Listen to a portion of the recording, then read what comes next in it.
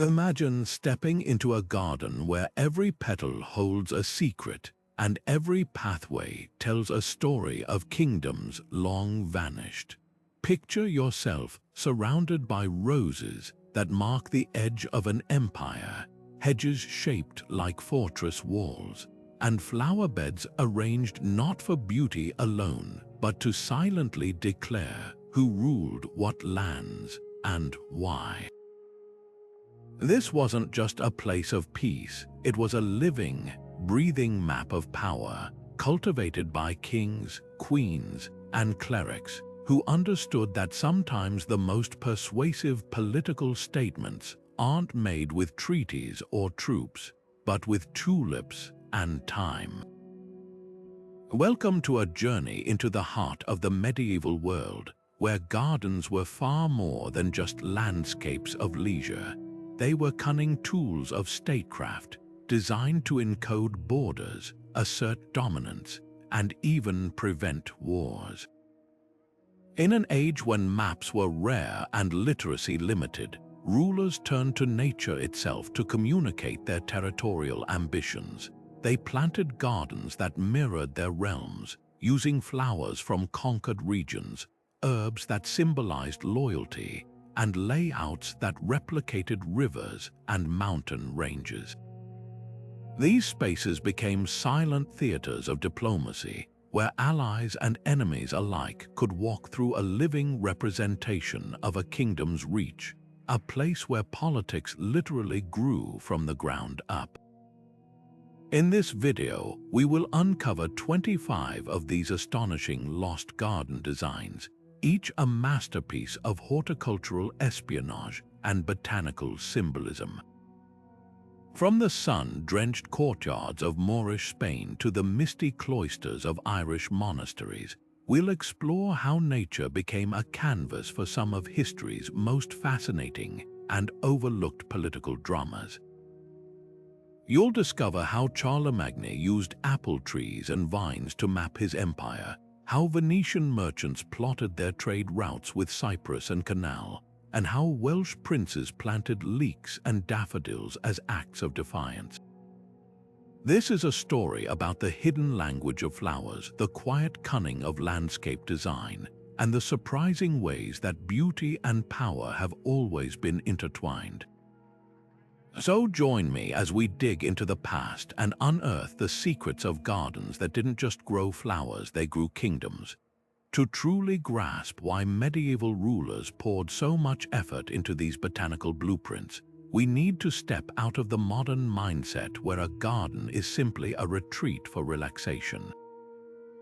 In the Middle Ages, land was everything. It was the source of wealth, the foundation of military might, and the ultimate status symbol. A king's power wasn't just measured by the size of his army, but by the expanse of territory he controlled. And in a world before satellite imagery or even accurate paper maps, how did you demonstrate that control? You created a living, breathing representation of it right outside your window. Gardens became a powerful, non-verbal language of politics. For a visiting noble or a foreign ambassador, a tour of the royal gardens was never just a casual stroll. It was a carefully orchestrated performance, a walk through a three-dimensional map of the realm. A hedge wasn't just a boundary for flower beds. It could be shaped and trimmed to mimic the palisades of a distant frontier fortress. A winding gravel path might trace the precise course of a major river that served as a natural border with a rival kingdom. Even the choice of plants was a deliberate political act. Planting a grove of olive trees native to a recently conquered region was a way of saying, "This land is now mine, and its riches are integrated into my domain." It was horticultural annexation. This practice was born from necessity. In an era where few outside the clergy could read, and detailed maps were precious rarities, visual and symbolic communication was paramount. A complex treaty over a disputed border could be argued for hours in a drafty hall with words that might be misunderstood or deliberately twisted. but leading a rival to a specific section of the garden, pointing to a bed of flowers sourced from that very territory, and showing how it was seamlessly integrated into the larger design. That was an argument that was both elegant and undeniable. It transformed abstract claims into tangible reality. This blending of botany and heraldry allowed medieval elites to communicate with a powerful subtlety that parchment often lacked. A garden could simultaneously showcase wealth through the cultivation of rare and expensive plants and assert authority by organizing nature itself to obey a ruler's design. It was a display of dominance not just over people, but over the very landscape. By carving kingdoms out of the soil and planting borders in blossoms, these rulers turned their gardens into the most sophisticated and beautiful pieces of political propaganda ever grown. To truly read these medieval gardens, you had to be fluent in a silent language where every leaf and petal carried a message. This was a world steeped in symbolism, where plants were never just plants. They were living emblems, each one a character in a complex story of faith, power, and identity. For the medieval mind, the natural world was a book written by God, and every element within it held a deeper, divinely inspired meaning. This belief system meant that a garden was never merely decorative. It was a dense, living text, and to design one was to carefully choose the words of a very potent sermon. This botanical symbolism operated on three interconnected levels: the religious, the medicinal, and the fiercely political. A single plant could speak in all these tongues at once. Take the humble violet, for instance. Its deep purple hue and modest growth made it a symbol of the humility of Christ, a purely religious reading. Yet apothecaries also prized it for its use in soothing syrups, giving it a medicinal value. And for a ruler, planting violets could be a subtle political gesture, a public display of piety and virtuous character meant to legitimize their authority in the eyes of both God and their subjects. This multi-layered meaning made flora an incredibly rich and flexible language for those who knew how to wield it.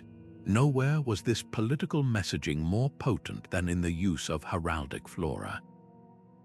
Certain plants became so powerfully associated with a royal dynasty or nation that they transcended ornamentation and became a direct claim to territory.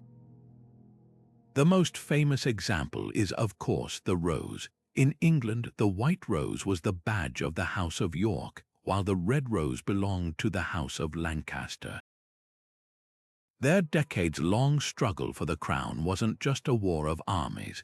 It was a war of symbols, a conflict so deeply defined by this floral rivalry that historians centuries later would name it the Wars of the Roses. To plant a garden of exclusively white roses in your castle courtyard was an unambiguous declaration of your allegiance to the Yorkist cause, a floral flag planted firmly in the soil. Across the Channel, the fleur de lis, a stylized lily, was the undisputed symbol of the French monarchy, representing not just the king's divine right to rule, but also the purity and unity of the French state itself. Its presence in a garden, whether carved into fountains or planted in beds of blue and gold flowers, was a direct assertion of royal authority and French sovereignty over the land. Similarly, the mighty oak tree, revered across Germanic and Celtic territories, was more than just a tree. It was a living monument to strength, endurance, and ancient lineage. A ruler who incorporated great oaks into their garden design wasn't just providing shade. They were aligning themselves with these timeless, steadfast qualities, suggesting their rule was as strong and deeply rooted as the tree itself. But this language extended far beyond the grand symbols of kings and queens. It was also spoken in the subtle whispers of common herbs and shrubs. Rosemary, universally known as the herb of remembrance, was often planted along pathways or near seating areas in diplomatic gardens. Its purpose was to gently remind visiting dignitaries of past agreements and alliances, its pungent scent serving as a natural mnemonic device for the obligations of friendship and treaty. Ivy, with its clinging, tenacious vines, symbolized fidelity and eternal life. Planting it on arbors or trellises framing a garden entrance was a way to promise steadfast loyalty to those who entered, setting a tone of trust for the political discussions that would take place within. This intricate understanding of plant symbolism was absolutely essential for decoding the political borders hidden within these medieval landscapes. The selection of every single species was a deliberate, calculated choice. A garden designed to assert a claim over disputed territory would be meticulously populated with plants native to that very region. It was a form of botanical possession, a way of saying, "The flora of this land grows for me, therefore the land itself is mine." Conversely, incorporating the symbolic plants of a rival or an ally could be a gesture of defiance or a plea for unity. To walk through one of these spaces was to navigate a living map where geography, genealogy, and political ambition were all expressed through the deliberate and strategic placement of blossoms. Our journey into these encoded landscapes begins not in a secluded monastery or a rebellious castle, but at the very center of power in early medieval Europe, the imperial palace at Otchen. Under the rule of Charlemagne, this was more than a royal residence. It was the beating heart of a grand political project to unify Western Christendom into a single, cohesive empire. And the garden he commissioned was a vital organ in that body politic, a living, breathing representation of his ambitious vision. Imagine being a visiting dignitary, perhaps a reluctant Saxon duke or an ambassador from Lombardy, led from the stark stone halls of the palace into this meticulously curated outdoor space. Your guide wouldn't be holding a parchment map. The map was all around you, growing from the earth itself. This wasn't a garden designed for simple pleasure or private contemplation. Every element was a calculated piece of political theater. Charlemagne, a ruler deeply concerned with education and symbolic communication, understood that to govern such a vast and diverse collection of territories, from modern-day France and Germany down into Italy and Spain, he needed a powerful tool to make the abstract idea of an empire feel tangible and real. His garden was that tool. Historical accounts, including royal inventories and letters, describe a space divided into distinct, organized plots, each one a symbolic stand-in for a different region under Carolingian control. It was a botanical collection of conquered lands, a living trophy case of his military and diplomatic achievements. The genius of the design lay in its specific, thoughtful details. To represent the warm, wine-rich region of Aquitaine, recently brought under Frankish control, the gardeners planted rows of vines, their gnarled roots and budding grapes a direct import from that southern territory. This was more than agricultural experimentation. It was a statement of possession. By successfully cultivating Aquitaine's vines in Otchen's soil, Charlemagne was demonstrating his power to not only take the land but to literally make its essence flourish under his personal care and authority. In another section, you would find apple trees, a species particularly associated with the rugged, forested lands of Saxony, a region that had fiercely resisted Charlemagne's rule and Christianization campaigns. Their presence here, neatly pruned and organized, sent a clear, silent message. Even the most rebellious territories could be domesticated, integrated, and made to bear fruit for the empire. But the encoding went beyond the plants themselves. The layout was a masterclass in cartographic symbolism. These distinct plots representing Aquitaine, Saxony, Lombardy, and others were not jumbled together. They were carefully separated by low, manicured hedges or gentle gravel pathways. These weren't random borders. they were designed to mimic the natural boundaries that defined the actual empire. A serpentining pathway might trace the course of the Rhine River, separating the garden's representation of Frankish heartlands from its Saxon plot. A raised bed of herbs or a small, constructed mound could symbolize the protective barrier of the Pyrenees Mountains, marking the edge of his influence. For a visitor who may have never seen a drawn map, this three-dimensional representation made the geography of power instantly understandable. You could literally walk along the river that formed a border or stand on the hill that marked a frontier. This garden served a dual purpose, functioning as both a display of unity and an educational tool. For Charlemagne's own courtiers, administrators, and the sons of nobles being educated at his palace school, a walk through this garden was a lesson in civics and geography. It visually taught them the extent of the realm they served, the diverse cultures it encompassed, and the natural features that defined it. For foreign visitors, the tour was a not-so-subtle exercise in intimidation and persuasion. A Saxon chieftain could see the apple trees of his homeland contained within the larger, orderly design of the Frankish garden. The message was undeniable: your identity is now a part of our whole. Your land is our land. Your prosperity is dependent on your place within our system. This was soft power wielded with immense sophistication, using the peaceful beauty of a garden to reinforce the hard realities of conquest and control. In this way, Charlemagne's garden at Otchen became the prototype, the foundational blueprint for centuries of political horticulture that would follow. It established the core principle that a garden could be a microcosm, a living map, and a tool for propaganda. It blended the practical growing food and medicine with the profoundly symbolic, turning horticulture into a language of power. It showed every ruler who came after him that to control the landscape was a sign of true authority, and that sometimes the most effective way to lay claim to a kingdom was not with a sword, but with a spade and a carefully chosen sapling. While Charlemagne's imperial garden used horticulture to map a single emperor's domain, the next chapter in our story unfolds within the sacred walls of a monastery, where the purpose was not just to assert power, but to orchestrate it across an entire continent. If we move from the secular palace at Otchen to the spiritual powerhouse of Cluny Abbey in 10th century France, we find a garden that encoded a different kind of authority, one that was both spiritual and fiercely temporal. This wasn't the garden of a single king.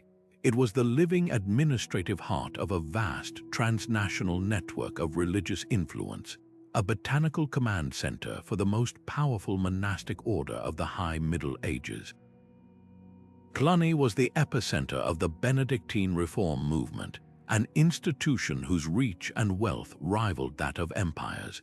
Its abbots advised popes, mediated wars between kings, and governed a sprawling network of over 1,000 dependent priories stretching from Scotland to the Holy Land. To manage this incredible web of influence, the monks of Cluny didn't just rely on letters and ledgers.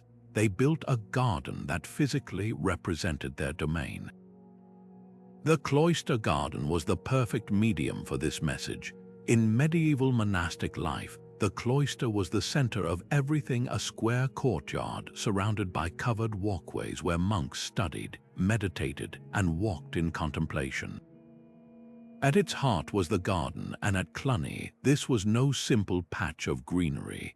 It was a living organizational chart, a complex diagram of ecclesiastical power grown from the earth itself. The design was meticulously geometric, reflecting the medieval belief in divine order. It was typically divided into 4 quadrants by 2 perpendicular gravel paths, evoking the 4 rivers of paradise and the cross of Christ. But within this spiritual framework was a deeply political map. Each quadrant was further subdivided into smaller, distinct plots, and this is where the encoding became brilliant. Each of these smaller beds was dedicated to plants sourced from a specific region where Cluny held sway. A bed overflowing with lavender and thyme might represent the order's vast holdings and influence in Provence. Another, featuring rosemary and particular medicinal herbs, could be dedicated to its priories in Spain. Yet another might contain varieties of grapes and flowering vines native to the Italian peninsula, symbolizing Cluny's deep connections to the Papacy. The borders between these plots were not mere suggestions. They were physically enforced with low, carefully laid stone edging. These weren't just practical barriers to keep soil in place. They were symbolic representations of the boundaries between different ecclesiastical jurisdictions, feudal counties, and even national borders that Cluny's network seamlessly crossed. A monk walking the path between the Burgundian plot and the Spanish plot was literally tracing the diplomatic and administrative lines that the Abbey's officials had to navigate daily. The garden made the abstract, sprawling concept of Cluny's influence tangible and manageable, right there in the center of their daily lives. This living map served multiple crucial functions. On a practical level, it was a sort of agricultural database. By cultivating plants from across Europe, the monks could study their medicinal and culinary properties, determining which herbs were best for treating fevers or which vegetables grew best in certain soils, invaluable knowledge that could be shared throughout their network of monasteries, improving health and self-sufficiency from England to Italy. But the primary function was symbolic and political. For the monks themselves, the garden was a constant, quiet reminder of the global reach of their order and their place within it. It fostered a collective identity that transcended local loyalties. For the steady stream of powerful visitors, kings, dukes, bishops, and ambassadors, who came to Cluny to seek counsel, loans, or mediation, a tour of this garden was a masterclass in soft power. An abbot could walk a visiting noble through the cloister, pointing out the plants from the visitor's own lands, seamlessly integrating their personal domain into Cluny's vast tapestry of influence. It visually argued that their local dispute was just one small part of a much larger, divinely sanctioned order that the Abbey managed.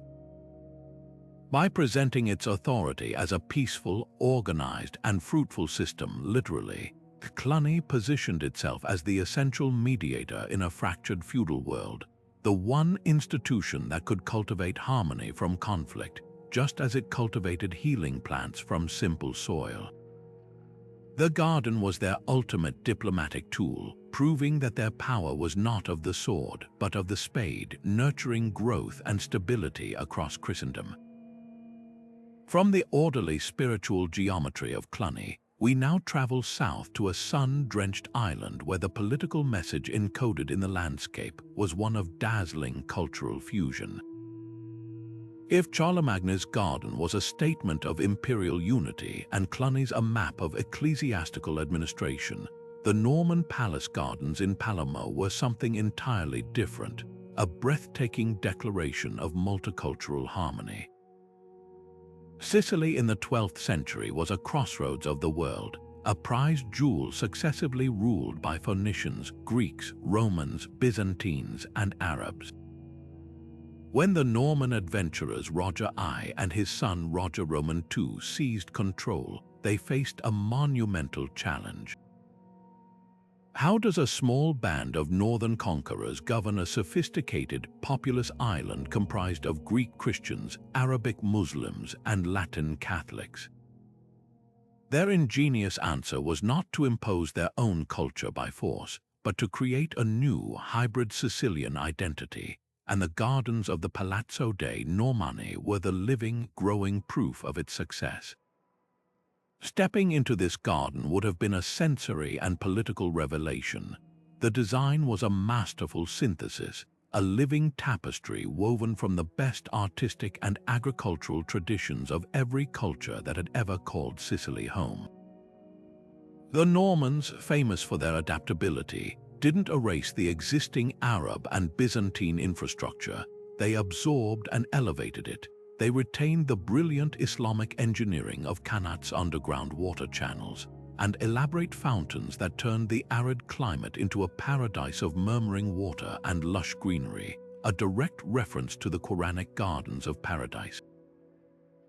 They incorporated the Byzantine love for golden mosaics and intricate geometric patterns, which were translated from church walls into the layout of the parterres themselves. And they overlaid this with a Norman sense of grandeur and theatricality, creating a space that was both a peaceful refuge and a powerful stage for political performance. The true genius, however, lay in the plant selection and their deliberate arrangement. This was not a random collection of exotic specimens. It was a carefully curated botanical delegation. In one distinct zone, you would find lush groves of citrus trees, lemons, bitter oranges, and citrons, a direct import from the advanced agricultural traditions of the Arab territories they now ruled. These trees were more than just beautiful and fragrant. They were economic powerhouses, and their presence signaled that the Normans valued and would protect the Arab expertise that made Sicily wealthy. In another section, ancient gnarled olive trees stood in orderly rows, a clear nod to the long-standing Greek communities of the island and their timeless connection to the land. And weaving through it all were roses and other flowering plants native to Normandy itself, a subtle but persistent reminder of the new ruling house's northern origins. These different botanical zones were not jumbled together. They were strategically separated by the very lifeblood of the island, water, elegant channels reflecting pools and rills traced through the garden, acting as symbolic boundaries. These waterways did not divide, they connected. They echoed the coastlines of Sicily itself and the major rivers that defined its internal geography, but on a miniature scale. An ambassador from Al-Andalus in Spain walking through the garden would immediately recognize the Arab citrus groves, but would see them nourished by water channels that also fed the Norman rose gardens. A Byzantine envoy would see the Greek olive trees thriving alongside them. The layout was a silent, persuasive argument. Under Norman rule, every culture had its defined and respected place, and all were nourished by the same source, the enlightened sovereignty of the Norman king. This made the garden the ultimate diplomatic venue. When Roger Roman II hosted tense negotiations or welcomed important emissaries, he didn't just meet them in a stifling audience chamber. He would walk with them through this living metaphor. He could literally guide a Muslim diplomat through the citrus groves, affirming the value of Arabic science and culture, before stepping across a small bridge into the section of Norman plants to discuss matters of state. The very act of walking through this harmonized landscape made abstract concepts of tolerance and unity tangible. It was a political strategy grown from the soil, a non-verbal guarantee that their traditions would be respected under his crown.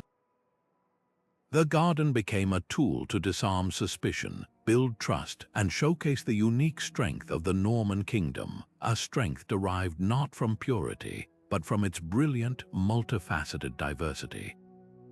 In Palermo, the borders encoded in blossoms were not lines of exclusion, but invitations to a shared, prosperous future. Crossing the channel from the cosmopolitan fusion of Sicily, we arrive at the heart of a very different kind of empire, one built on a relentless drive for consolidation and control. The English royal gardens at Westminster were not designed to celebrate diversity, but to project an uncompromising vision of Plantagenet dominance. While the Normans in Palermo used water to connect cultures, the kings of England used hedges and flower beds to demarcate possession and intimidate rivals.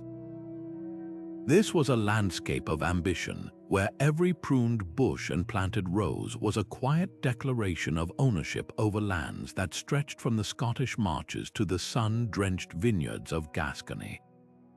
political genius of the Westminster Gardens lay in their multi-layered symbolism, speaking to both domestic and international audiences. For the English barons and visiting Welsh or Scottish chieftains, the message was one of unassailable strength.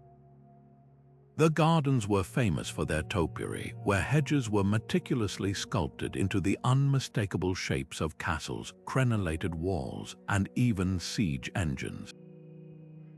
This wasn't mere aristocratic whimsy. It was a direct and intimidating reference to the very real fortifications, the so-called Iron Ring of castles that Edward I was building to subdue Wales and contain Scotland. A nobleman walking through these green battlements was receiving a clear, non-verbal briefing on the Crown's military capabilities and its determination to secure its borders. The garden was a daily reminder that the king's power was not abstract but physically embedded in the landscape, both here and in the contested territories themselves. For the constant stream of diplomats and nobles from France, however, the garden spoke a more nuanced but equally potent language of floral diplomacy. The centerpiece was often the rose garden, but this was far more than a collection of beautiful flowers. This was the stage for the original War of the Roses, decades before the famous dynastic conflict between Lancaster and York. The Plantagenet kings, particularly from Henry Roman II onward, held vast swaths of western France, including the lucrative regions of Aquitaine and Gascony, as feudal territories under the French crown. This created an endlessly tense and ambiguous situation, with the English king being both a sovereign monarch in his own right and a vassal of the King of France for his continental land. The Westminster Rose Gardens became the primary venue for managing this delicate and often infuriating relationship. The selection and arrangement of roses were a precise political language. Beds of deep red roses, the quintessential symbol of English royal authority, were planted to represent the crown's unwavering claim to its French possessions. These might be juxtaposed with or even intertwined with beds of pure white roses, which served as a symbol of truce, negotiation, or a temporary peace treaty. The layout could be changed to reflect the current state of affairs. A visiting French ambassador, led through the garden by the king himself, would be shown a design that visually argued the English position.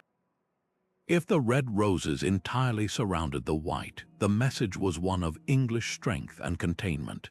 If they were interplanted, it suggested a desire for peaceful coexistence and mutual benefit. The king could literally walk the path of negotiation, using the living landscape to illustrate proposed borders, alliances, and terms. This practice reached its peak during the reign of Edward I, a king obsessed with legal precedent and the symbolic assertion of his rights. He transformed the gardens into a theater for a ceremony known as walking the bounds. Instead of walking the actual perimeter of a rural parish, his magnates were invited to walk the meticulously maintained pathways of the Westminster Gardens. These paths were laid out to trace, in miniature, the borders of the entire realm, the rugged line of the Scottish marches, the contested frontier with Wales, and even the coastline of English-held France. As these powerful men walked this green map, they were not just taking in the air, they were performing a ritual of feudal obligation, literally retracing the limits of the territory they were bound to defend. It was a powerful tool for reinforcing loyalty and reminding everyone of their place within the hierarchical structure of the Plantagenet Empire. In this way, the garden became an essential instrument of statecraft, a living legal document written in soil and blossom, where diplomacy, military strategy, and feudal law all grew together under the watchful eye of the king. Leaving behind the Plantagenet's stark assertions of power, we journey now to the heart of a realm that was perhaps the most politically complex of the entire medieval era, the dazzling, ambitious, and ultimately tragic court of the Dukes of Burgundy. In the 15th century, these dukes weren't just nobles. They were arguably the wealthiest and most sophisticated rulers in Europe, controlling a sprawling patchwork of territories that stretched from the heart of France to the borders of the Holy Roman Empire. They were vassals of both the French king and the German emperor, yet they lived and acted with the independence and grandeur of sovereign monarchs. Their greatest capital was Dijon, and it was here, in their ducal gardens, that they cultivated their most audacious dream, not just to rule a duchy, but to forge a brand new, independent kingdom of Burgundy. And they encoded this entire breathtaking geopolitical project not in parchment, but in petals. The garden in Dijon was a masterpiece of political horticulture, a living labyrinth of ambition. Unlike the open, demonstrative designs of Westminster, the Burgundian garden was a more intricate and nuanced space, reflecting the delicate, often dangerous, diplomatic dance the dukes were forced to perform. The layout was meticulously compartmentalized. You wouldn't see one vast, open lawn. Instead, you would wander through a series of distinct, enclosed rooms or chambers, each separated by high, meticulously trimmed hedges of boxwood or yew. This design was no accident. Each of these green chambers was a symbolic representation of a different territory in the Burgundian mosaic. The rich vineyards of the Burgundian heartland here, the bustling commercial cities of Flanders there, the forested tracts of Luxembourg in another. Walking from one compartment to the next was like crossing a border, moving from one duchy to another without ever leaving the duke's personal domain. It was a physical manifestation of his composite state, a collection of powerful, distinct entities that he alone held together. The plant selection within each compartment was a direct claim of ownership and identity. The duke's gardeners would have sourced specific vines from the Côte d'Or, the very same grapes that produced the famous wines that were a cornerstone of Burgundian wealth and prestige. In the Flemish section, you might find vibrant tulips or other prized ornamental flowers sourced from the prosperous trading cities of Ghent and Bruges, their value echoing the immense commercial power of the north. This wasn't just a display of horticultural skill. It was a statement of economic and political integration. The garden argued that the wealth of Flanders and the tradition of Burgundy were now inextricably linked, their prosperity flowing directly to and from the Duke himself. But the most cunning encoding was in the patterns underfoot. The Burgundians were masters of heraldry, and they translated this language directly into the flower beds. They planted vast, stunning patterns using dark, almost black irises, a flower deeply associated with the Virgin Mary, and thus with divine favor alongside brilliant golden lilies. This combination was explosive. The golden lily, the fleur de lis, was the ancient symbol of the French monarchy, the very power the dukes were trying to escape. By planting them alongside their own chosen symbols, the dukes were making a bold and deliberately ambiguous statement. To a French ambassador, it could be read as a gesture of fealty, a nod to their theoretical overlord. But to the Duke and his inner circle, the message was one of rivalry and aspiration. The pattern suggested a merging of symbols, a claim to a status equal to that of the King of France. It was horticultural heraldry, a silent argument for sovereignty grown from the soil. This complex, maze-like design served one final, brilliant purpose. The pathways between these compartmentalized gardens were not straight. They twisted and turned, forming a deliberate labyrinth. This was a direct metaphor for the incredibly complex diplomacy the dukes had to navigate. To hold their territories together, they had to constantly negotiate with the French king on one side and the Holy Roman Emperor on the other, playing them off each other, forming shifting alliances and avoiding outright war. A guest walking these confusing paths with the Duke would have experienced a tangible sense of the political maneuvering required to maintain the Burgundian state.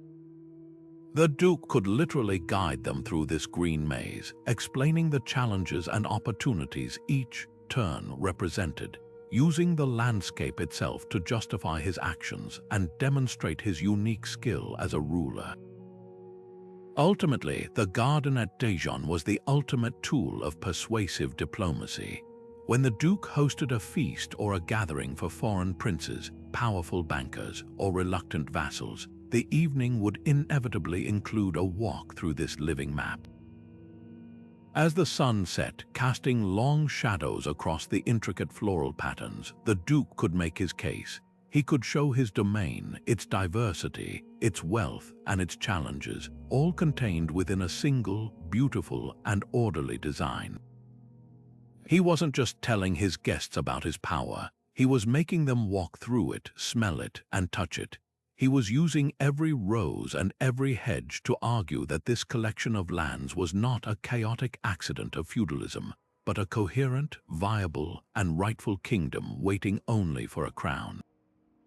In the end, that crown would never come, but for a few glorious decades, the garden in Dijon stood as a living prophecy of what might have been, a kingdom encoded in blossoms that almost was.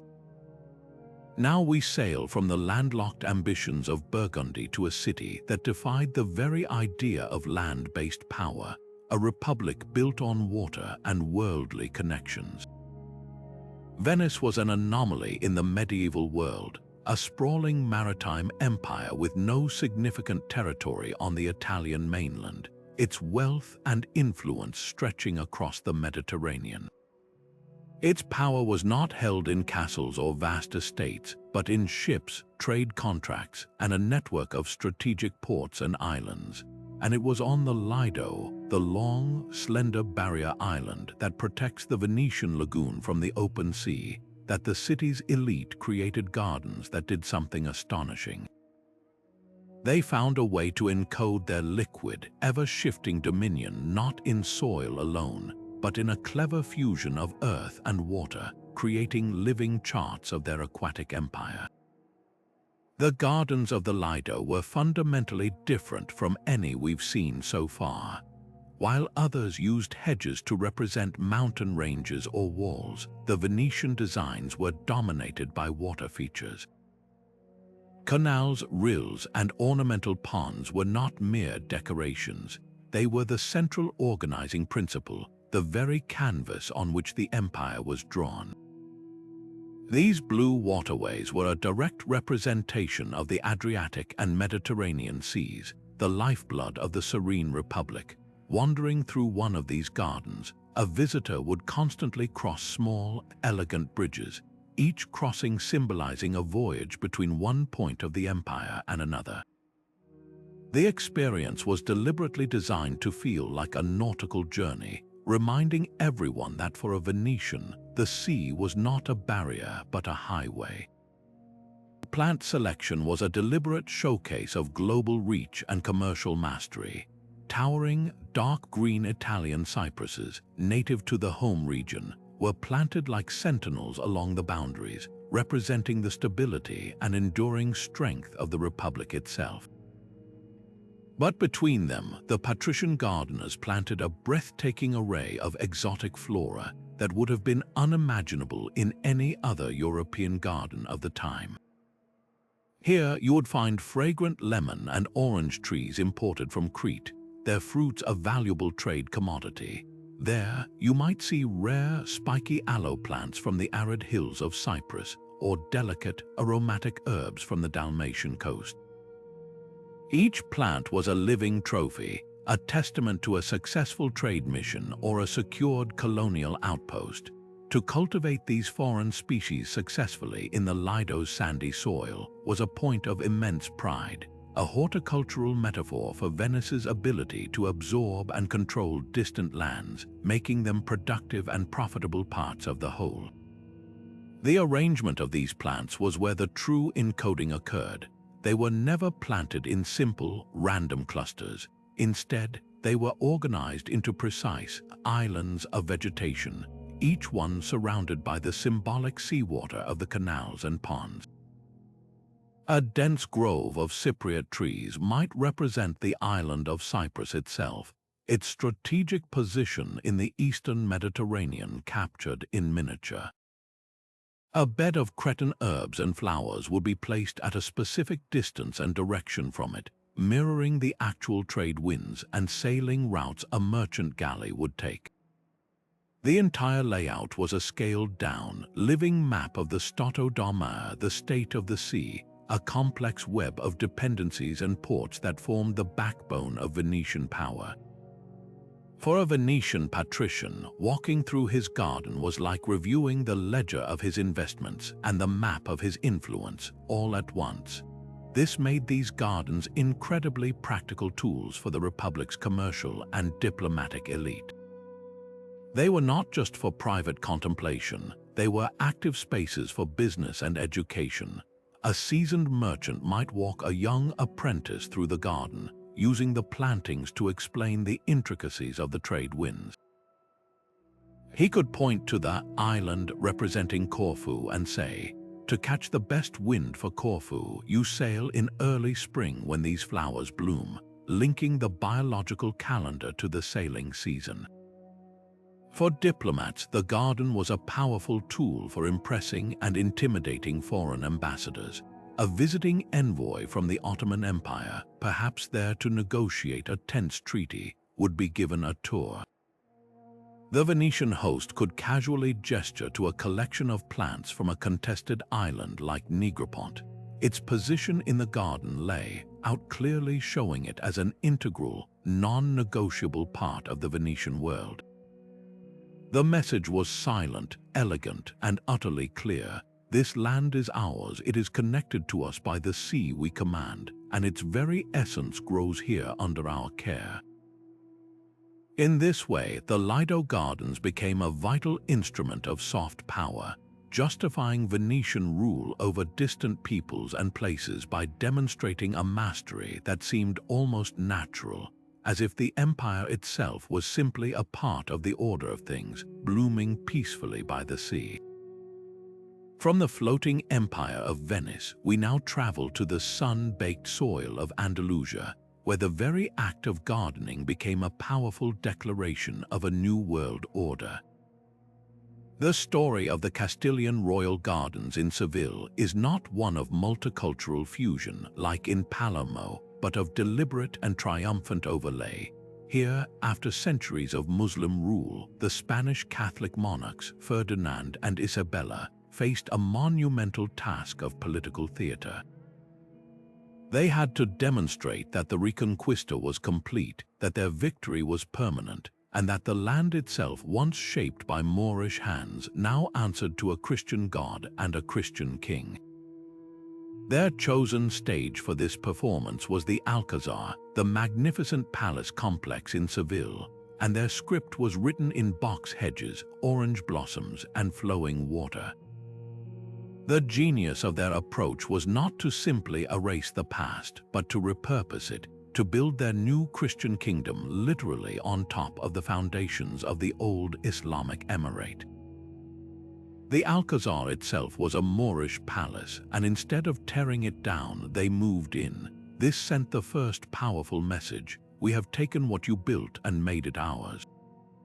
They applied this same principle to the gardens. They preserved the breathtakingly beautiful Islamic-style geometric layouts, the intricate parterres, the star-shaped patterns, the complex arabesques etched into the earth with low hedges. This was a sophisticated political calculation.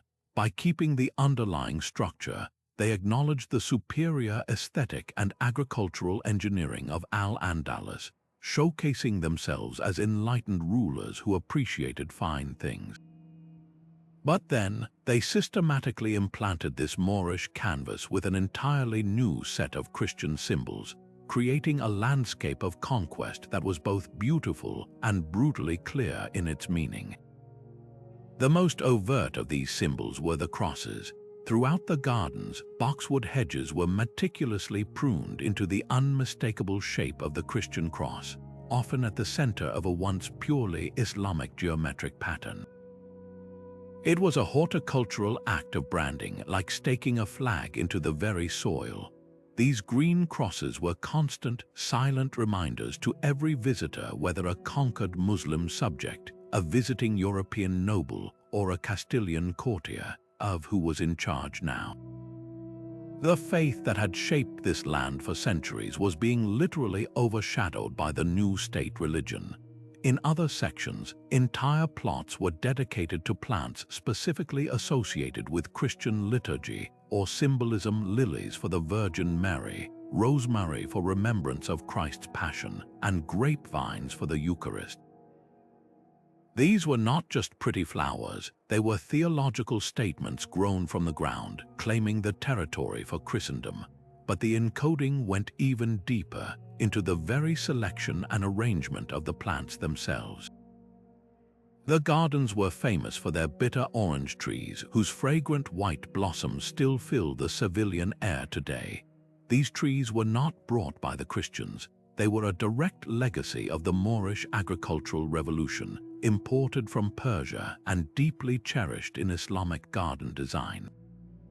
The Catholic monarchs made a calculated decision. They did not rip them out. Instead, they kept them but rearranged them. Under the Nasrid rulers, these trees might have been planted in informal, asymmetrical groves that evoked a sense of natural paradise. The Castilian gardeners replanted them in strict, orderly rows and rigid, symmetrical patterns. This was a profound act of botanical discipline. It signaled that the fertile, productive landscape the Moors had created was now under new management. Its bounty remained, but its wild, Islamic soul had been tamed and brought into the orderly service of the Spanish crown. Water, the most precious element in any Andalusian garden, was also co-opted into this political narrative. The complex network of channels, rills, and fountains built by Moorish hydrologists was retained, a testament to their incredible skill, but the Christians gave this water a new symbolic purpose. Key channels were aligned to represent the Guadalquivir River, the vital artery of Andalusia that had served as a historical border and a route of conquest. Other water features might have symbolized the Tagus or the Ebro, rivers that defined the expanding borders of a unified Spain. The message encoded in this flowing water was one of control. The Christian rulers were now the masters of this life-giving resource, directing it as they saw fit, just as they directed the destiny of the nation. The garden became a living map of hydrological power, demonstrating their command over the entire watershed and, by extension, the territory it sustained. Ultimately, a walk through the Alcazar Gardens in the late 15th century was a journey through the political manifesto of the Catholic monarchs. It was a three-dimensional argument for the legitimacy of their rule and the inevitability of a unified Spain. They were showing the world that they could take the best of what had come before: the artistic beauty, the agricultural wealth, the engineering brilliance, and sanctify it, order it, and make it serve a new, divinely ordained purpose. It was a garden that spoke of conversion, not destruction, of control, not chaos. Every perfectly trimmed cross, every row of regimented orange trees, and every channel of purposefully directed water whispered the same quiet, unwavering truth: this land is ours now, its past is contained within our present, and its future will bloom only under our cross and our crown.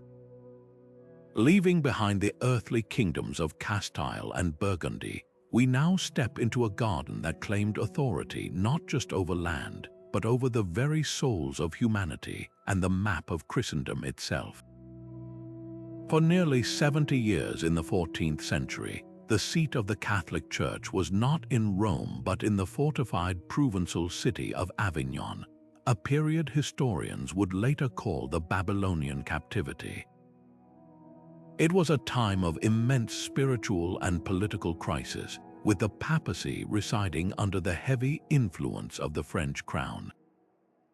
And it was here, in the shadow of the monumental papal palace, that a garden was cultivated to perform a miraculous balancing act, to visually argue for the Church's universal, God-given authority while simultaneously navigating the treacherous waters of French politics and the desperate longing for a return to Italy. The Avignon Garden was a masterpiece of theological geopolitics. Its design was a collaborative effort between the most unlikely of partners, pious botanists who understood the symbolic language of plants, and shrewd diplomats who thought in terms of borders and alliances. Together, they created a living map of the Papacy's contested domain. The space was meticulously divided into distinct sections, each one a carefully curated collection of plants that told a story of spiritual and temporal reach.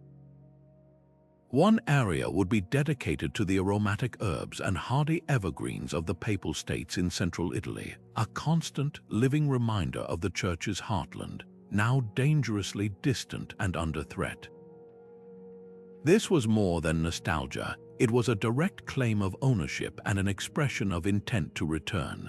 Adjacent to this, you would find a section overflowing with the vibrant, sun-loving flora of Provence lavender, thyme, and olive trees. This was a necessary and strategic nod to the Papacy's powerful French hosts, a way of saying, "We are grateful for your sanctuary," while also subtly asserting that this region, too, fell under the umbrella of papal influence. Perhaps most astonishing were the small, precious plots dedicated to plants from even more distant bishoprics under papal authority. Perhaps a cold, hardy alpine flower from a Swiss diocese or a particular strain of grapevine from a Rhineland monastery. Their inclusion was a powerful statement. Even from its temporary exile in Provence, the Church's vision and its claims of authority remained truly universal, encompassing all of Latin Christendom. The encoding of power went far beyond plant selection and into the very shapes carved into the landscape. The most striking feature was likely the laurel hedges. Laurel, an ancient symbol of victory and eternity, was meticulously pruned into a specific, potent form, the shape of the keys of heaven, the personal emblem of Saint Peter, and the universal symbol of papal authority. To walk past a hedge sculpted into a giant, living key was an unforgettable experience. It transformed an abstract religious symbol into a tangible, growing reality, a constant visual sermon that the Pope held the power to bind and loose, not just in heaven but on earth. His authority could literally shape the natural world.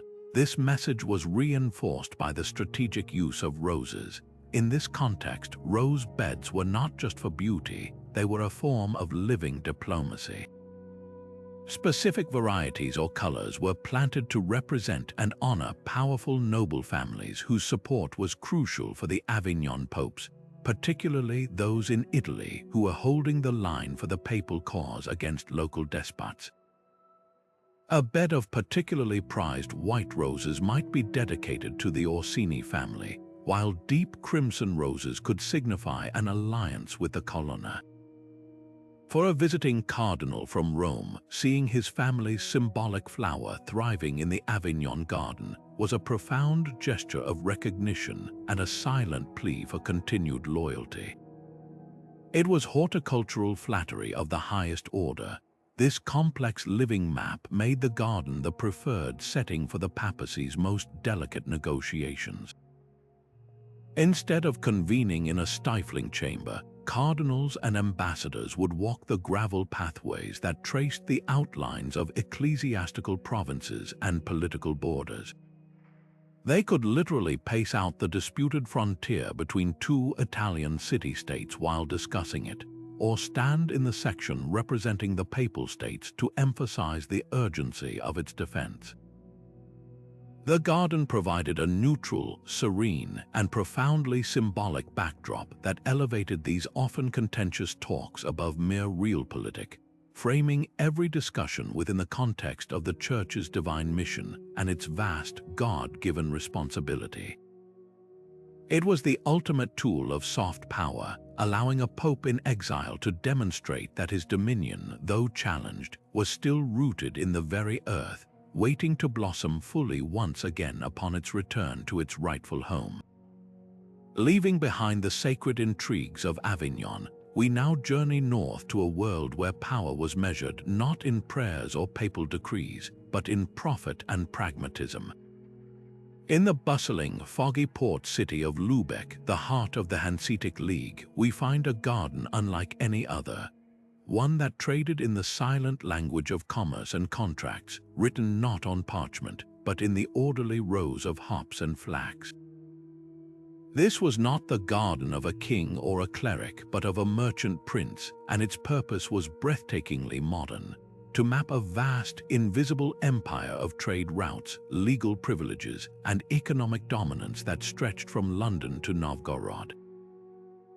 The Hanseatic League was a revolutionary phenomenon, a sprawling network of independent merchant guilds and free cities bound together by mutual commercial interest, not by loyalty to a single crown or emperor. Its power was abstract, based on charters, shipping contracts, and exclusive trading rights known as privileges. The challenge for its leaders was how to make this abstract, decentralized power feel concrete and tangible, especially to the young apprentices who would one day sail its ships and manage its counting houses. Their ingenious solution was to build a living, growing ledger in their own backyards. The Hanseatic merchant garden was a functional tool, a botanical boardroom where the complex geography of profit was made plain. Stepping into one of these gardens in 15th century Lubeck, you would immediately notice its stark, utilitarian beauty. There were no frivolous flower beds or decorative topiary here. Instead, the space was laid out with the rigid precision of an accountant's ledger or a ship's cargo manifest. The dominant feature was a strict grid pattern of raised beds, separated by perfectly straight, narrow gravel paths. This was no accident. This geometric layout was a direct mirror of the Hanseatic contours, the fortified overseas trading posts in cities like Novgorod, Bergen, Bruges, and London. Each rectangular bed in the garden represented one of these vital commercial enclaves. A bed filled with tough, hardy shrubs might symbolize the remote and rugged contour of Bergen in Norway, the center of the stockfish trade. Another, featuring different soil and plants, could represent the bustling, cosmopolitan compound in Bruges, the gateway to Flemish cloth. The plant selection was where the encoding became brilliantly specific. This was not about symbolic lilies or roses. It was about cash crops and commodities. A merchant would populate his garden with the very plants that were the lifeblood of his trade.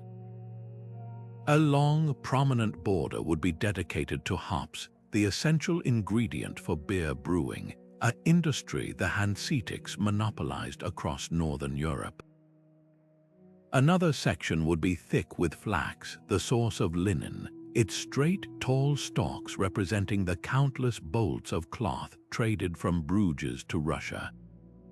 These weren't just decorative, they were likely harvested and used, turning the garden into a small-scale, functional model of the Hanseatic economy.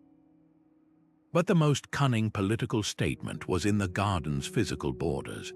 The low walls, fences, or hedges that enclosed these plots of hops and flax were not merely for protection from the wind or pests. They were potent symbols of the Hanseatic League's most prized possessions, their extraterritorial privileges. These were special rights granted by foreign rulers, exemptions from local taxes, and the authority to govern their own communities according to their own laws within the walls of their contours. The physical border of the garden, therefore, was a representation of this legal immunity. A young apprentice learning his trade would be taught that just as this hedge protects our hops from the outside world, so does our charter protect our merchants from local taxes in Novgorod. The garden was a daily, tangible lesson in the League's unique status islands of Hanseatic law in a sea of foreign sovereignty. This made these spaces essential training grounds. A senior merchant would walk a new apprentice through this living map, using it to explain the complexities of their commercial world. He could point to a specific bed and say, "This is our post in London, the Steelyard. The soil is different there, the rules are different, and this is the plant we trade for there." The garden connected abstract place names to real, growing things, making the vast network memorizable and manageable. It reinforced a collective Hanseatic identity that transcended the individual cities of Lubeck, Hamburg, or Danzig. It showed every person who walked its paths that they were part of a vast, interconnected system, a commonwealth of commerce whose boundaries were not drawn by swords, but secured by seals on contracts and symbolized by the humble, valuable plants that grew in their own soil. In this way, the Hanseatic garden became the ultimate expression of a new kind of power, one rooted in supply, demand, and the silent, growing authority of a well-made deal. From the pragmatic merchant gardens of Lubeck, we now travel to a landscape where every flower and herb was a defiant act of patriotism, a living declaration of independence carved into the very soil of a nation under siege. The Scottish royal gardens at Stirling Castle were not designed for commerce or contemplation. They were a fortress of flora, a strategic stronghold where the very concept of Scotland was cultivated, defended, and shown to the world. Perched atop a volcanic crag that dominated the central lowlands, Stirling was the literal and symbolic key to the kingdom, and its gardens became the stage upon which the epic struggle for Scottish sovereignty was silently, persistently restaged for every clan chief and foreign envoy who walked its path. Imagine standing in this garden during the reign of Robert the Bruce. The air is crisp, and the view stretches out over the winding River Forth, a natural moat that had witnessed some of the most pivotal battles in Scotland's history. But here, in the castle's cultivated grounds, a different kind of warfare was being waged. The most potent weapon in this fight was a humble, prickly plant, the thistle. This was no casual choice. The thistle is tenacious, resilient, and fiercely protective, its sharp spines making it impossible to grasp without pain. Throughout the garden, these native plants were deliberately massed and planted along the outermost edges of the terraces and pathways. This was not a decorative border, it was a living, growing metaphor for the Scottish spirit. It was a botanical warning to any who would look upon it, especially English ambassadors. To try and seize this land would be a painful, bloody endeavor. The thistle's message was one of defiant self-defense, claiming that Scotland might appear rough and wild to outsiders, but it would fiercely protect its own. The garden's design went far beyond this single powerful symbol to encode the very geography and unity of the nation itself. Scotland was, and remains, a country deeply divided by its landscape, the rugged, Gaelic-speaking highlands in the north, and the more fertile, English-influenced lowlands in the south. These divisions could be exploited by enemies, and Robert the Bruce understood that unity was his greatest strength. His gardeners addressed this challenge with brilliant subtlety. They created distinct planting zones within the garden. One terrace might be dedicated to the hardy, aromatic herbs of the highlands, tough, resilient plants like heather, bog myrtle, and juniper that could survive the harsh northern climate. On another level, you would find the cultivated herbs and vegetables of the lowlands, kale, peas, and medicinal plants like chamomile. Crucially, these zones were not separated by walls. They were connected by winding, interlinking pathways and shared irrigation channels. This layout was a masterful political statement. It visually argued that the highlands and lowlands, though different in character, were part of a single, interconnected organism, nourished by the same sources and ultimately indivisible. For a gathering of clan chiefs from across the country, walking through this space was a lesson in national unity, demonstrating that their shared Scottish identity was more powerful than their regional differences. The genius of Stirling's design was how it physically echoed the natural fortifications of the Scottish landscape. The castle itself is a masterpiece of defensive architecture, and the gardens extended this principle. They were built on a series of steep, south-facing terraces that cascaded down the castle rock. These terraces were not just practical solutions for gardening on a slope. They were a deliberate recreation in miniature of the glens, hills, and strategic passes that formed Scotland's natural defensive lines. A diplomat walking along a steep, switchback path was literally retracing the kind of terrain where Scottish armies, knowledgeably using the land, had repeatedly defeated larger, better-equipped English forces. The garden was a living tribute to the victories at Stirling Bridge and Bannockburn, its very topography arguing that the land itself was an ally to the Scots and an impassable barrier to any invader. It reinforced the idea of impregnability, suggesting that just as this terraced garden was difficult to ascend, so too was the nation it represented. This made the garden the ultimate setting for crucial diplomatic meetings. When Robert the Bruce needed to persuade a hesitant chieftain of his cause or demonstrate Scotland's resolve to a papal legate sent to judge his claim to the throne, he did not just meet in a dark hall. He would walk with them outside. He could point to the thistle border and speak of the nation's resolve. He could gesture to the interconnected planting of highland and lowland herbs and talk of a united kingdom. He could walk the terraced paths and explain how the very hills rose to defend their freedom. The garden provided him with a tangible, three-dimensional map to illustrate his points, turning abstract notions of territory and sovereignty into something that could be seen, touched, and even smelled. It was a tool of incredible persuasive power, transforming horticulture from a passive art into an active, patriotic duty, a way to nurture the idea of Scotland itself, ensuring that the cause of independence would take root and flourish for generations to come. If the gardens of Venice mapped a commercial empire and those of Stirling a defiant nation, then the imperial gardens of Constantinople charted something even grander, the very survival of civilization itself. To step into the sacred, secluded grounds of the Great Palace was to enter a living manifesto of Byzantine ideology, a space where every leaf and stone whispered of Rome's unbroken legacy and a divine mandate to protect it against a rising tide of threats.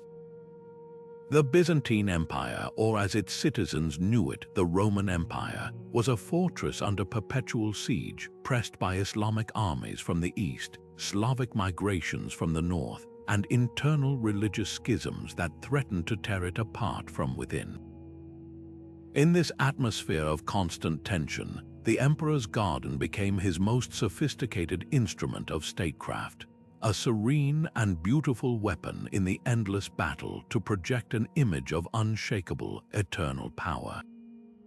The core design principle of these gardens was defense in depth, a concept mirrored from Byzantine military strategy and translated flawlessly into horticulture. Instead of open, welcoming lawns, the layout was a series of concentric circles, each one a symbolic barrier protecting the sacred center, the person of the emperor himself. The outermost ring might feature hardy, native shrubs and perhaps even fruit trees, representing the productive lands of Thrace and Anatolia that fed the empire and formed its first line of defense. Moving inward, the next circle would be more curated, showcasing prized plants from the imperial heartlands, perhaps ancient olive trees from Greece, their gnarled trunks symbolizing the timeless connection to classical antiquity and the economic wealth derived from its oil. Further in, the plantings became even more exclusive and symbolic, featuring rare and expensive imports like roses from Anatolia, their delicate beauty and intoxicating scent representing the refined culture and luxury that the empire defended. This concentric layout was a brilliant, non-verbal argument for the Byzantine worldview, For a foreign envoy, perhaps from a powerful Bulgar Khan or an Arab caliph, a walk through these rings was a carefully orchestrated lesson.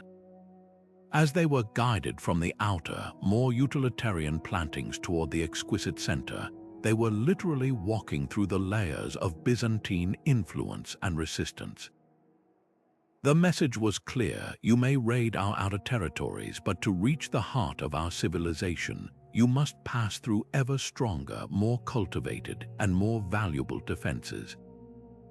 The garden visually demonstrated that the empire's strength was not just in its border fortresses, but in its deeply layered and resilient structure. It was a living metaphor for the Byzantine ability to absorb shocks, lose peripheral lands, and yet keep its magnificent core intact for centuries. The encoding of territory extended beyond abstract circles into incredibly precise cartographic features. Winding pathways of colored marble or mosaic tile did not meander aimlessly. They were laid out to trace the precise courses of the empire's most critical border rivers. A guest might find themselves walking along a blue and white mosaic path that represented the mighty Danube, the volatile northern frontier against Slavic and steppe nomad incursions. Another pathway in green and gold stone might trace the winding Euphrates, the contested eastern border with the Islamic world. To stand at a point where these river paths converged was to understand the geographic challenges of the empire in a visceral way. Strategically placed at points along these pathways, tall, dark cypress trees stood like silent sentinels. Each one likely marked the symbolic location of a key fortified city, a Thessaloniki, an Antioch, a Trebizond, their steadfast, vertical forms representing the garrisons and governors who held the line against constant pressure. This living map made the garden the ultimate setting for the complex diplomatic ceremonies the Byzantines famously mastered. The empire's survival depended less on decisive battlefield victories and more on a masterful game of diplomacy, playing rivals off against each other, paying tribute when necessary, and projecting an image of overwhelming, god-like authority. When the emperor received a potentially hostile ambassador, he wouldn't do so in a simple throne room. The meeting would involve a walk through this symbolic landscape. He could pause by the mosaic Danube and speak of the recent treaty with the Bulgars, his foot resting on the very river that was the subject of their negotiation.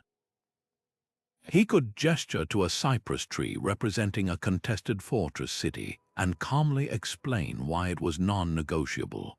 The garden provided a tangible, irrefutable visual aid for every geopolitical discussion, allowing the emperor to frame his arguments within the context of a divinely ordered world that he was chosen to protect. It was a breathtaking exercise in psychological persuasion, designed to make even the most confident foreign ruler feel like they were negotiating not just with a man, but with the living embodiment of Rome itself, whose roots were deeper than any dynasty and whose reach was mapped in the very earth they walked upon. While the gardens of Constantinople spoke of eternal empire and those of Stirling shouted defiance, the royal gardens at Vincennes whispered a different, more urgent story, one of fragile rebirth and meticulous reclamation. Under the studious, cautious King Charles V, known as Charles the Wise, these grounds became a living laboratory for France's very survival during the darkest days of the 100 Years' War. This was not a garden of boastful triumph. It was a strategic command center and a diplomatic tool designed with one clear purpose: to visualize, solidify, and will into existence a unified French kingdom from the chaos of English occupation and civil war. Charles was a ruler who preferred libraries to battlefields, and his garden reflected this intellectual approach to power, a place where the map of France was not just drawn but cultivated, pruned, and nurtured back to life. The heart of the garden's design was a powerful narrative of recovery. After the catastrophic French defeats at Crécy and Poitiers, which saw King John Roman too captured and held for ransom. Vast swaths of western France from Normandy down through Aquitaine were controlled by the English crown or its allies. Charles V's great project was to methodically win these lands back, not through dramatic pitched battles, but through sieges, careful diplomacy, and the tactical brilliance of his constable, Bertrand du Guesclin. The garden at Vincennes became the living record of this painstaking campaign, as a region like Normandy was gradually brought back under French control. The king's gardeners would physically alter the landscape.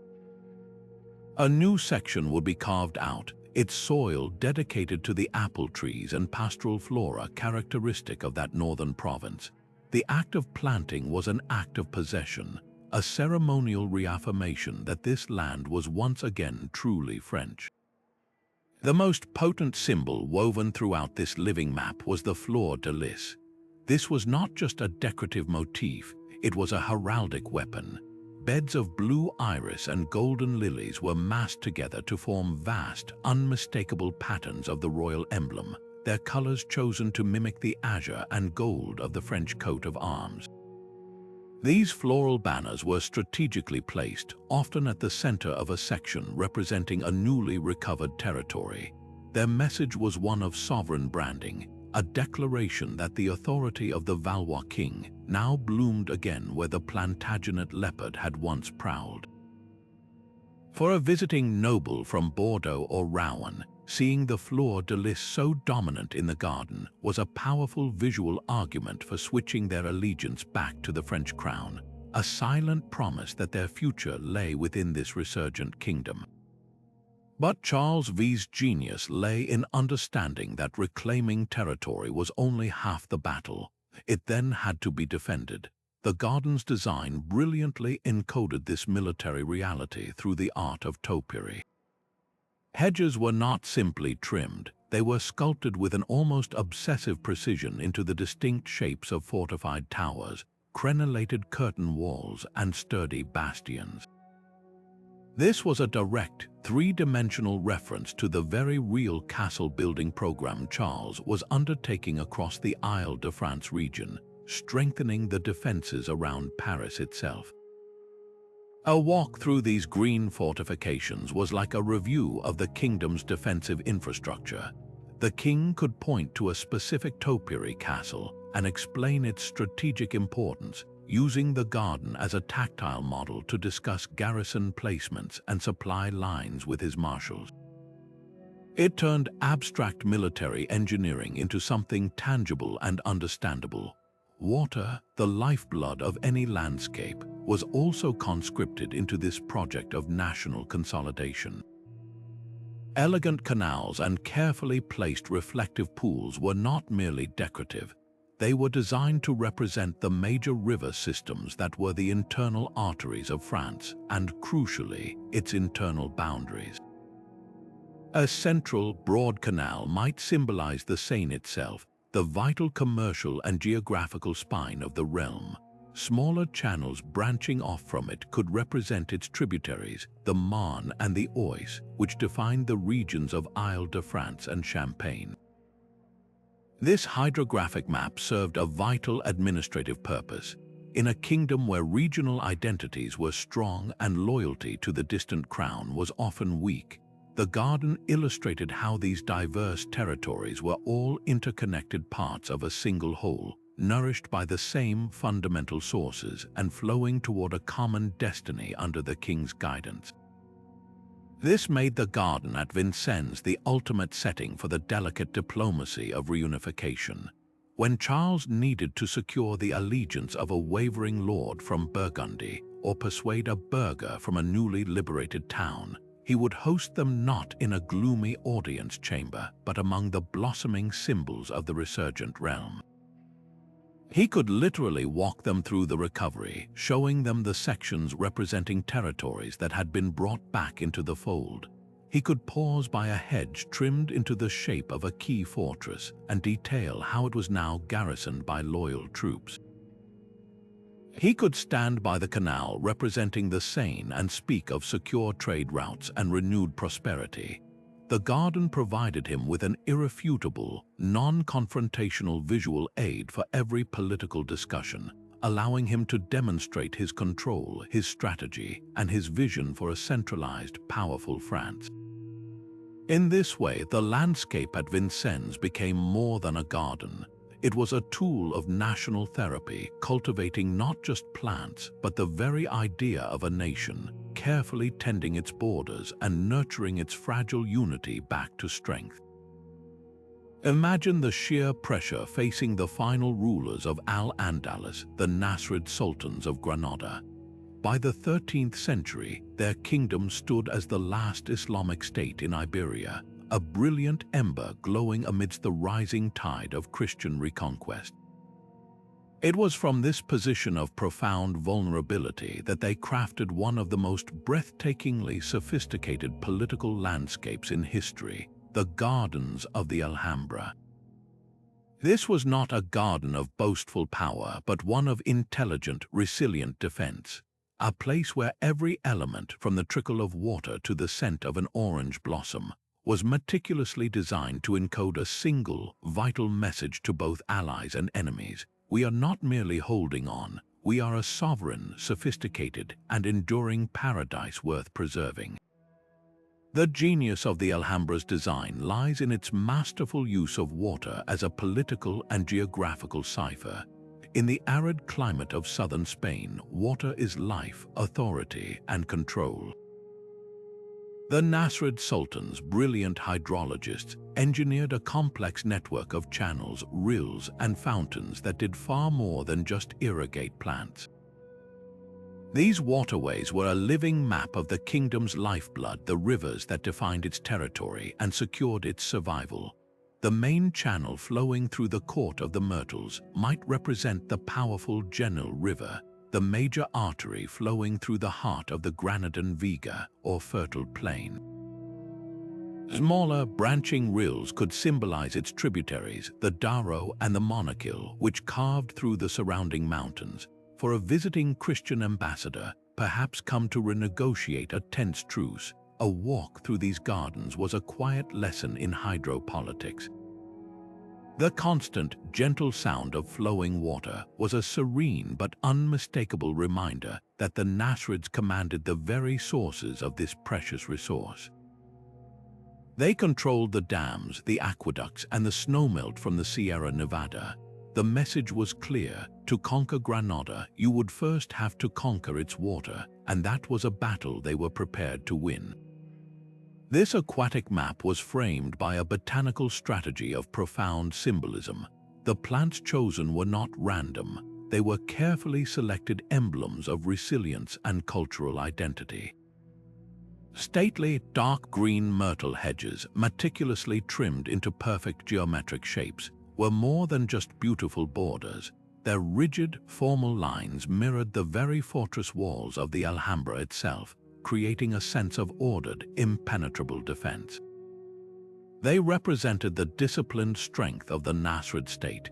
Interplanted with these were the bitter orange trees, whose fragrant white blossoms still perfume the air today. These trees were deeply cherished imports from the Islamic East, a direct link to the broader cultural and scientific world of which Granada saw itself as a Western bastion. Their evergreen nature symbolized eternal life and resilience, while their bright fruit represented the golden, enduring wealth of this carefully managed kingdom. The arrangement was a political statement. We are both a formidable fortress and a center of cultivated, eternal beauty. This harmonious balance between strength and art was the garden's ultimate diplomatic weapon. The Alhambra was far more than a palace. It was the primary venue for high-stakes statecraft. When the Sultan received emissaries from the powerful kingdoms of Castile or Aragon, he didn't meet them in a stark, intimidating throne room. He received them in these gardens. He would walk with them along shaded pathways, the dappled light filtering through the leaves, the sound of water a constant, calming presence. He would guide them to sit beside a reflective pool where the stunning architecture of the palace was perfectly mirrored in the still water, doubling its grandeur. This was a masterclass in psychological persuasion. The Sultan was showcasing a civilization at its peak, a realm of such refinement, mathematical precision, and artistic mastery that it seemed almost otherworldly. He was demonstrating a power derived not from brute force, but from superior culture and intellect. The message to his often bellicose Christian guests was subtle but potent. Is this truly a civilization you wish to destroy? Can you not see the value in preserving such beauty and order? We are worthy of your respect and of a negotiated peace. Ultimately, the gardens of the Alhambra encoded the Nasrid's most profound aspiration, to present their vulnerable kingdom as a self-contained paradise on earth, a Jannah. The enclosed, inward-facing design, with its serene courtyards and carefully framed views of the sky, created a world apart from the turbulent political landscape beyond the mountains. This was a deliberate escape and a defiant assertion. It proclaimed that within these walls, within this garden, the ideals of Islamic art, philosophy, and governance flourished in perfect harmony with nature. It was a sovereign state rendered in stucco, tile, and blossom. Every element worked in concert to argue that Granada was not a failing remnant, but a precious and complete world worth defending unto its final, heartbreaking breath. Now we venture into a landscape where gardening was not an act of peace but a declaration of holy war, a spiritual garrison carved into the soil of a contested frontier. The gardens of the Teutonic order at their great fortress of Marienburg were unlike any we have yet encountered. This was not a space for courtly diplomacy or cultural fusion. It was a living, growing war room, a strategic tool for a militant brotherhood whose entire existence was dedicated to conquest and conversion on the very edge of the known Christian world. For the Teutonic knights ruling their own state in Prussia, the garden was a constant, tangible reminder of their divine mission, to push back the wilderness, both literal and spiritual, and to imprint the sign of the cross upon every inch of land they seized. The very essence of this garden was utilitarian and symbolic, reflecting the order's dual nature as both monks and soldiers. The plant selection was a direct reflection of their pragmatic needs and their origins. You would not find delicate roses or ornamental lilies here. Instead, the beds were filled with robust, hardy medicinal herbs, arnica for healing bruises and wounds, chamomile for soothing fevers, and horehound for coughs. These were the field hospital supplies for an army constantly engaged in brutal skirmishes. Alongside them grew tough, resilient plants sourced from both their German homelands and the newly conquered Baltic territories, juniper, lingonberry, and hardy grains. This was a powerful statement of possession and adaptation. By cultivating native Baltic species alongside familiar German ones, the knights were demonstrating their intent to not just raid this land, but to sink permanent roots into it, to make the foreign soil yield to their will and serve their cause. The garden argued that they belonged here, that they could harness the very essence of this rugged landscape for their own holy purpose. But the true genius of the encoding was in the layout, a design so overt in its symbolism that it left no room for misinterpretation. The entire garden was arranged in the unmistakable shape of a cross, a form visible from the upper windows of the castle keep. This was not a subtle nod to their faith, it was a bold, militant proclamation. Each arm of this living cross represented one of the order's military districts, the commanderies that formed the administrative and defensive backbone of their state. Walking from one quadrant to another was like moving from the commandery of Königsberg to that of Kulmerland, each section planted with herbs and shrubs characteristic of that specific region's landscape. The cross-shaped pathways were a daily, physical rehearsal of the knights' vows, a constant reminder that their entire territorial organization, their very reason for being, was dedicated to the service of the cross. It was a landscape that literally spelled out their identity for all to see. This living map was then fortified, just like their actual territory. Low, thick walls of stone or tightly woven, prickly hedges bordered each section of the garden. These were not mere decorative edges. They were symbolic representations of the actual fortified lines the order built along the great rivers that defined their frontiers, the Nemunas to the east and the Vistula to the west. These rivers were the vital arteries and the contested borders between the order's Christian state and the lands of the pagan Lithuanian tribes. In the garden, these hedge walls were the first line of defense, a miniature version of the palisades and watchtowers that guarded the real river crossings. At strategic points along these green fortifications, the knights planted massive, ancient oak trees. The oak was chosen with deliberate purpose. Its legendary strength and deep roots were a perfect symbol of the order's resolve to hold these frontier lines against any assault, to stand firm and unyielding like the tree itself. This combination of elements transformed the garden into the ultimate training ground and strategic planning room.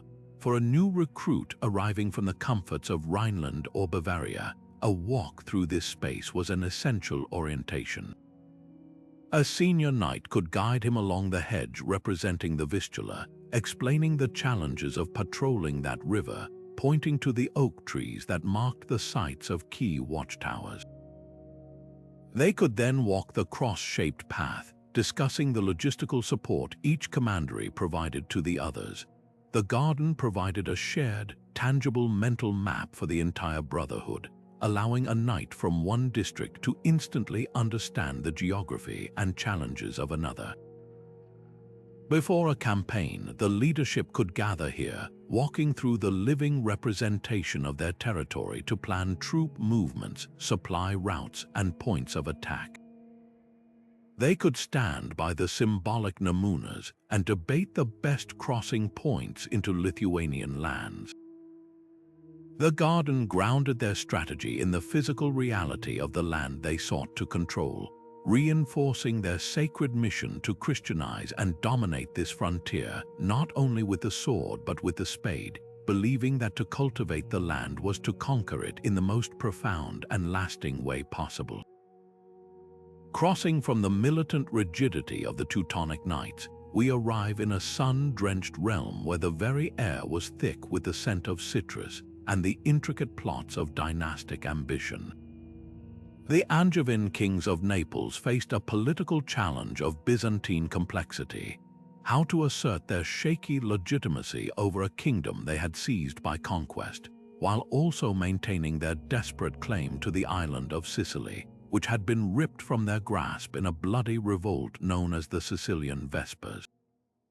Their answer was not forged solely in the council chamber or on the battlefield, but cultivated in the elegant, fragrant gardens of their Neapolitan palace, spaces designed to be a sensory symphony of persuasion, where every lemon tree and winding path sang a song of Angevin rightfulness. The heart of this horticultural argument lay in a bold act of botanical recreation. The Angevins, a French dynasty, were foreign interlopers in a land deeply connected to its previous rulers, the Hohenstaufens. To counter this, they embarked on a project of symbolic transplantation. They ordered the creation of vast citrus groves within the palace grounds, filled with bitter oranges and lemons. This was a calculated masterstroke. These trees were not native to Naples. They were iconic symbols of Sicily, the very island they had lost. By cultivating them so successfully on the mainland, the Angevin kings were performing a kind of horticultural alchemy. They were making a visceral, tangible argument that the essence of Sicily could, and did, flourish under their care. It was a non-verbal claim that their sovereignty transcended the narrow strait of Messina, that the spirit of the island was already rooted in their soil, waiting only for the physical territory to be returned to its rightful owners. This theme of possession was woven into the very pathways underfoot. The gardens were famous for their intricate network of walkways, which were not laid out in simple geometric patterns. Instead, they were designed to mimic the strategic sea lanes of the Mediterranean, the very routes their navy would need to sail to reclaim their lost prize. A guest walking through the garden would find themselves following a path that curved and turned exactly like the coastline of Calabria, the toe of Italy pointing towards Sicily. Another would branch off, tracing the route to the strategic port of Palermo. For a visiting admiral or a Genoese mercenary captain being recruited for the cause, this was more than a stroll, it was a strategic briefing. The king could literally walk them through his planned naval campaigns, using the garden as a giant, living map to discuss winds, currents, and landing sites. It turned abstract military planning into a tangible, navigable reality. The plant selection served a second, more subtle diplomatic purpose. Alongside the symbolic Sicilian citrus, the gardeners planted ancient, gnarled olive trees sourced from the hinterlands of Naples and beyond. The olive was a universal Mediterranean symbol of peace, wisdom, and resilience. Their presence, particularly when interplanted with the more aggressive citrus, sent a deliberate message to the other great power vying for control, the Papacy. The Angevin hold on Naples was technically a papal fiefdom, and they needed the Pope's continued support and funds for their wars. The olive groves were a quiet, living promise of their peaceful intentions and their alignment with Christian values, a necessary counterbalance to the martial implications of the naval pathways. It showed the papal legates who frequented the garden that the Angevins were not mere warlords, but wise rulers who valued peace, even as they prepared for war. Perhaps the most ingenious element was the use of aroma as a tool of memory and persuasion. Throughout the garden, the Angevin planners mass-planted aromatic herbs like rosemary for remembrance and sage for wisdom. These were not tucked away in a kitchen garden. They were placed along the edges of the main pathways and near seating areas. Their purpose was deeply psychological. As a diplomat from Aragon, the rival dynasty now holding Sicily walked and talked with the Angevin king. The crushing of these herbs underfoot would release their potent fragrance into the air. This was no accident. The scent was a powerful, subconscious trigger designed to evoke memory. The king could speak of past treaties, former alliances, or the original legitimacy of their claim, and the very air would reinforce his words, linking them to a sensory experience of permanence and history. It was a form of olfactory diplomacy, making the past feel vividly present and impossible to ignore. This multi-sensory experience made the Angevin Gardens the ultimate stage for their relentless diplomatic campaign. When hosting the critical envoys whose alliances could make or break their claims, the Angevins didn't just hold a meeting, they orchestrated an experience. A walk through the Sicilian citrus groves asserted their right.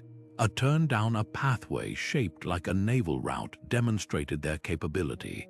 A pause to sit on a bench surrounded by the scent of rosemary would frame the conversation in the context of history and remembered agreements. Every element worked in concert to overwhelm doubt and substitute it with a powerful, sensory-driven belief in Angevin legitimacy. It was a masterpiece of political theater, where the set was not painted canvas but living, growing nature, and where the most powerful arguments were made not with shouts, but with the silent, elegant, and unforgettable language of blossoms and herbs. Nestled in the rugged heart of Marionid, the castle of Castel y Bera stands as a testament to Welsh defiance, a stone sentinel overlooking a valley that felt the constant pressure of English ambition. But within its walls, another, quieter form of resistance was cultivated, one that drew its strength not from the sharp edge of a sword, but from the deep roots of native plants and the ancient contours of the land itself. For princes like Llewellyn ap Gruffydd, the great leader who came closer than any other to uniting Wales, the garden was a living declaration of identity, a space where the very soul of the nation could be nurtured and its borders, both cultural and political, could be defended with every planted leek and blooming daffodil. This was horticulture as a patriotic act, a strategic tool in the long and bitter struggle for survival. The design of these gardens was a masterclass in symbolic resistance, a direct reflection of the fractured yet fiercely proud Welsh principalities. Unlike the grand, geometric parterres of French or Italian palaces, the layout here was organic, mirroring the natural geography of Wales itself.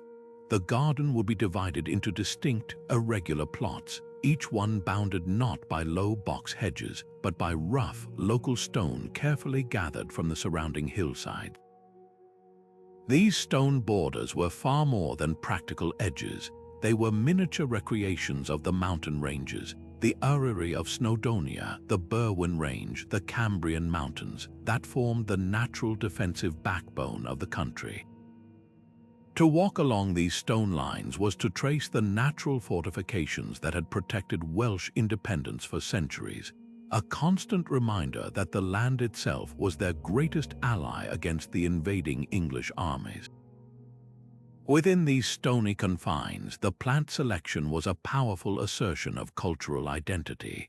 The most prominent features were the vegetables and flowers that had become deeply woven into the Welsh sense of self.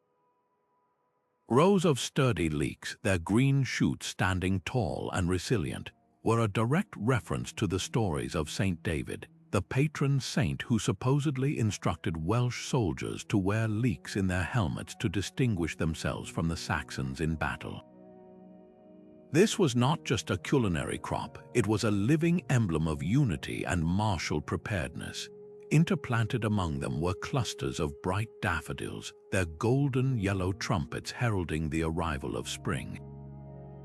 While the direct link to Saint David is a later association, the flower's Welsh name, Senhainen Beda Peters Leek, and its perennial return made it a natural symbol of resilience and rebirth, a promise that the Welsh spirit would endure and flourish again, no matter how harsh the winter of oppression.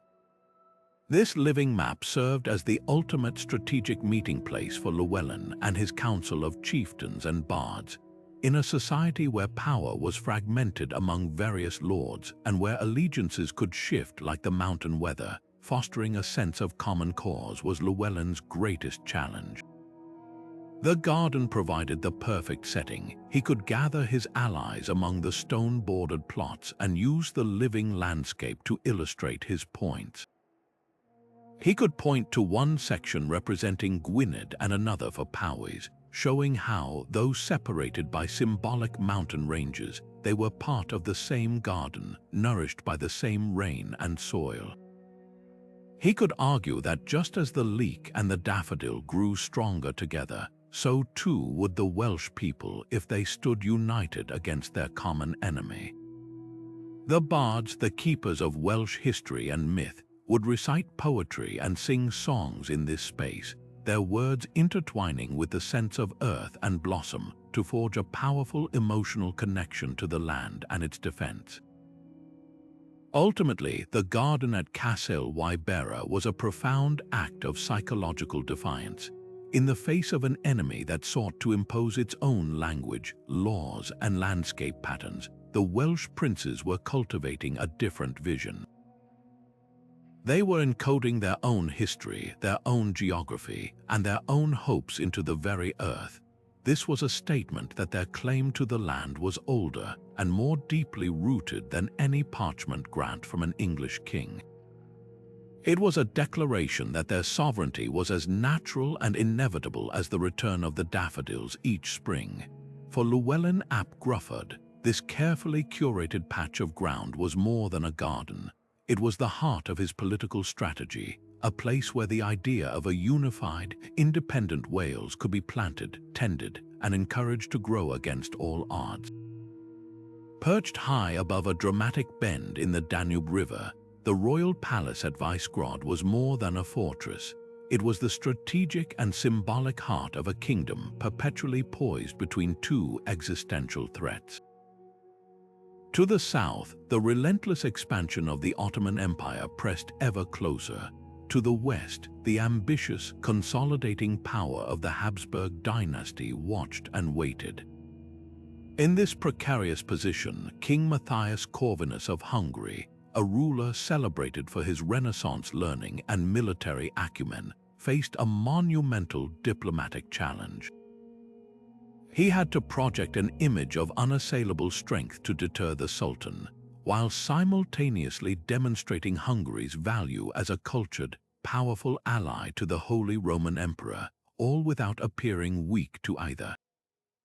His ingenious solution was cultivated in the terraced gardens that cascaded down the hillside from his palace, a living, breathing chessboard where the complex game of 15th-century geopolitics was played out with plants and pathways. The garden's design was a masterful blend of naturalistic beauty and deliberate political cartography.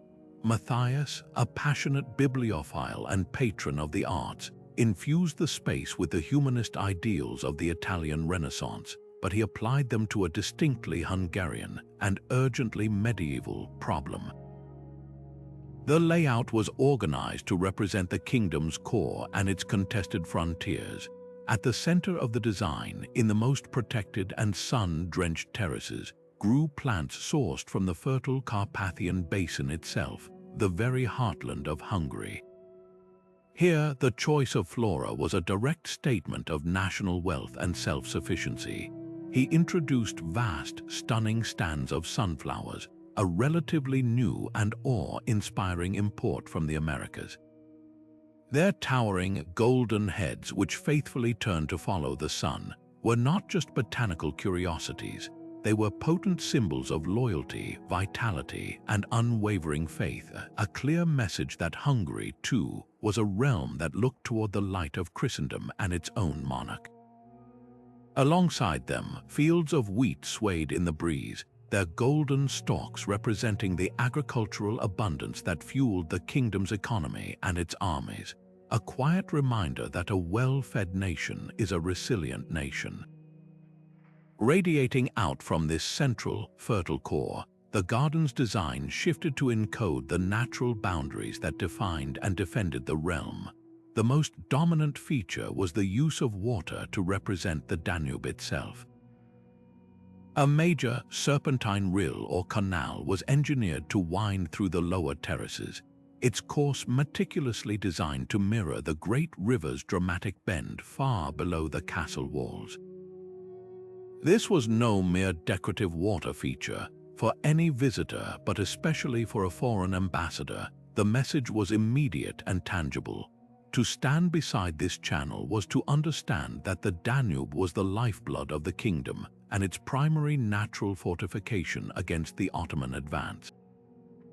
Smaller tributary channels branching off from it might symbolize other strategic rivers like the Tisa or the Drava, creating a complete hydrographic map of Hungarian defenses.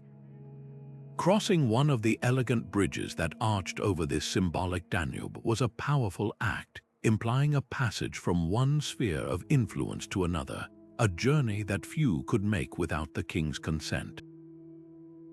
Perhaps the most psychologically astute feature were the maze-like pathways that connected these different sections. Unlike the rigid, geometric patterns of earlier medieval gardens, the paths at Visegrad were deliberately complex, winding, and unpredictable.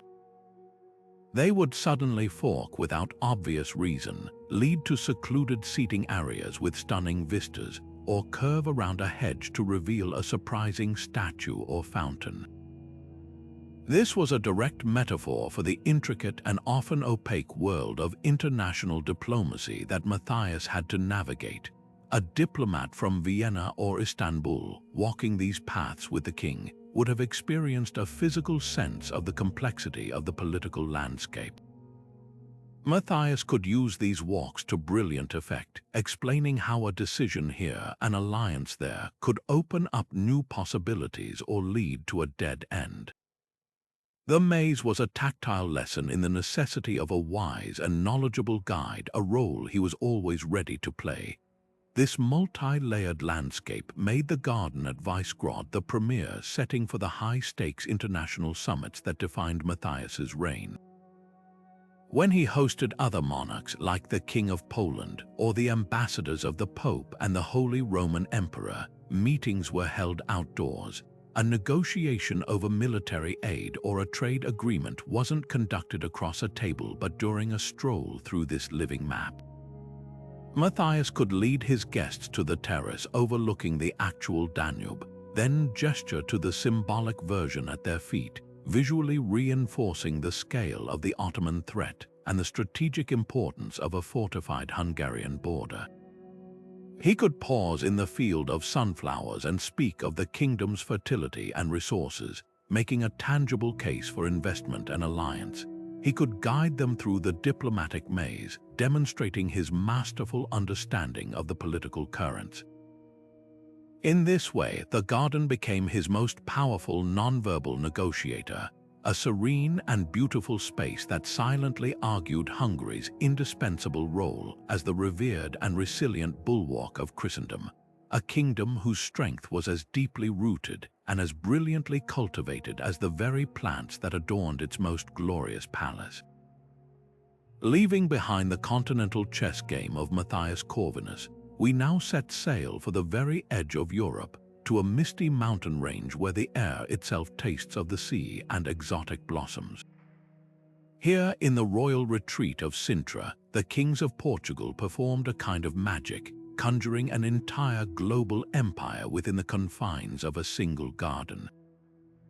This was not a space designed to represent existing borders or defend ancient homelands.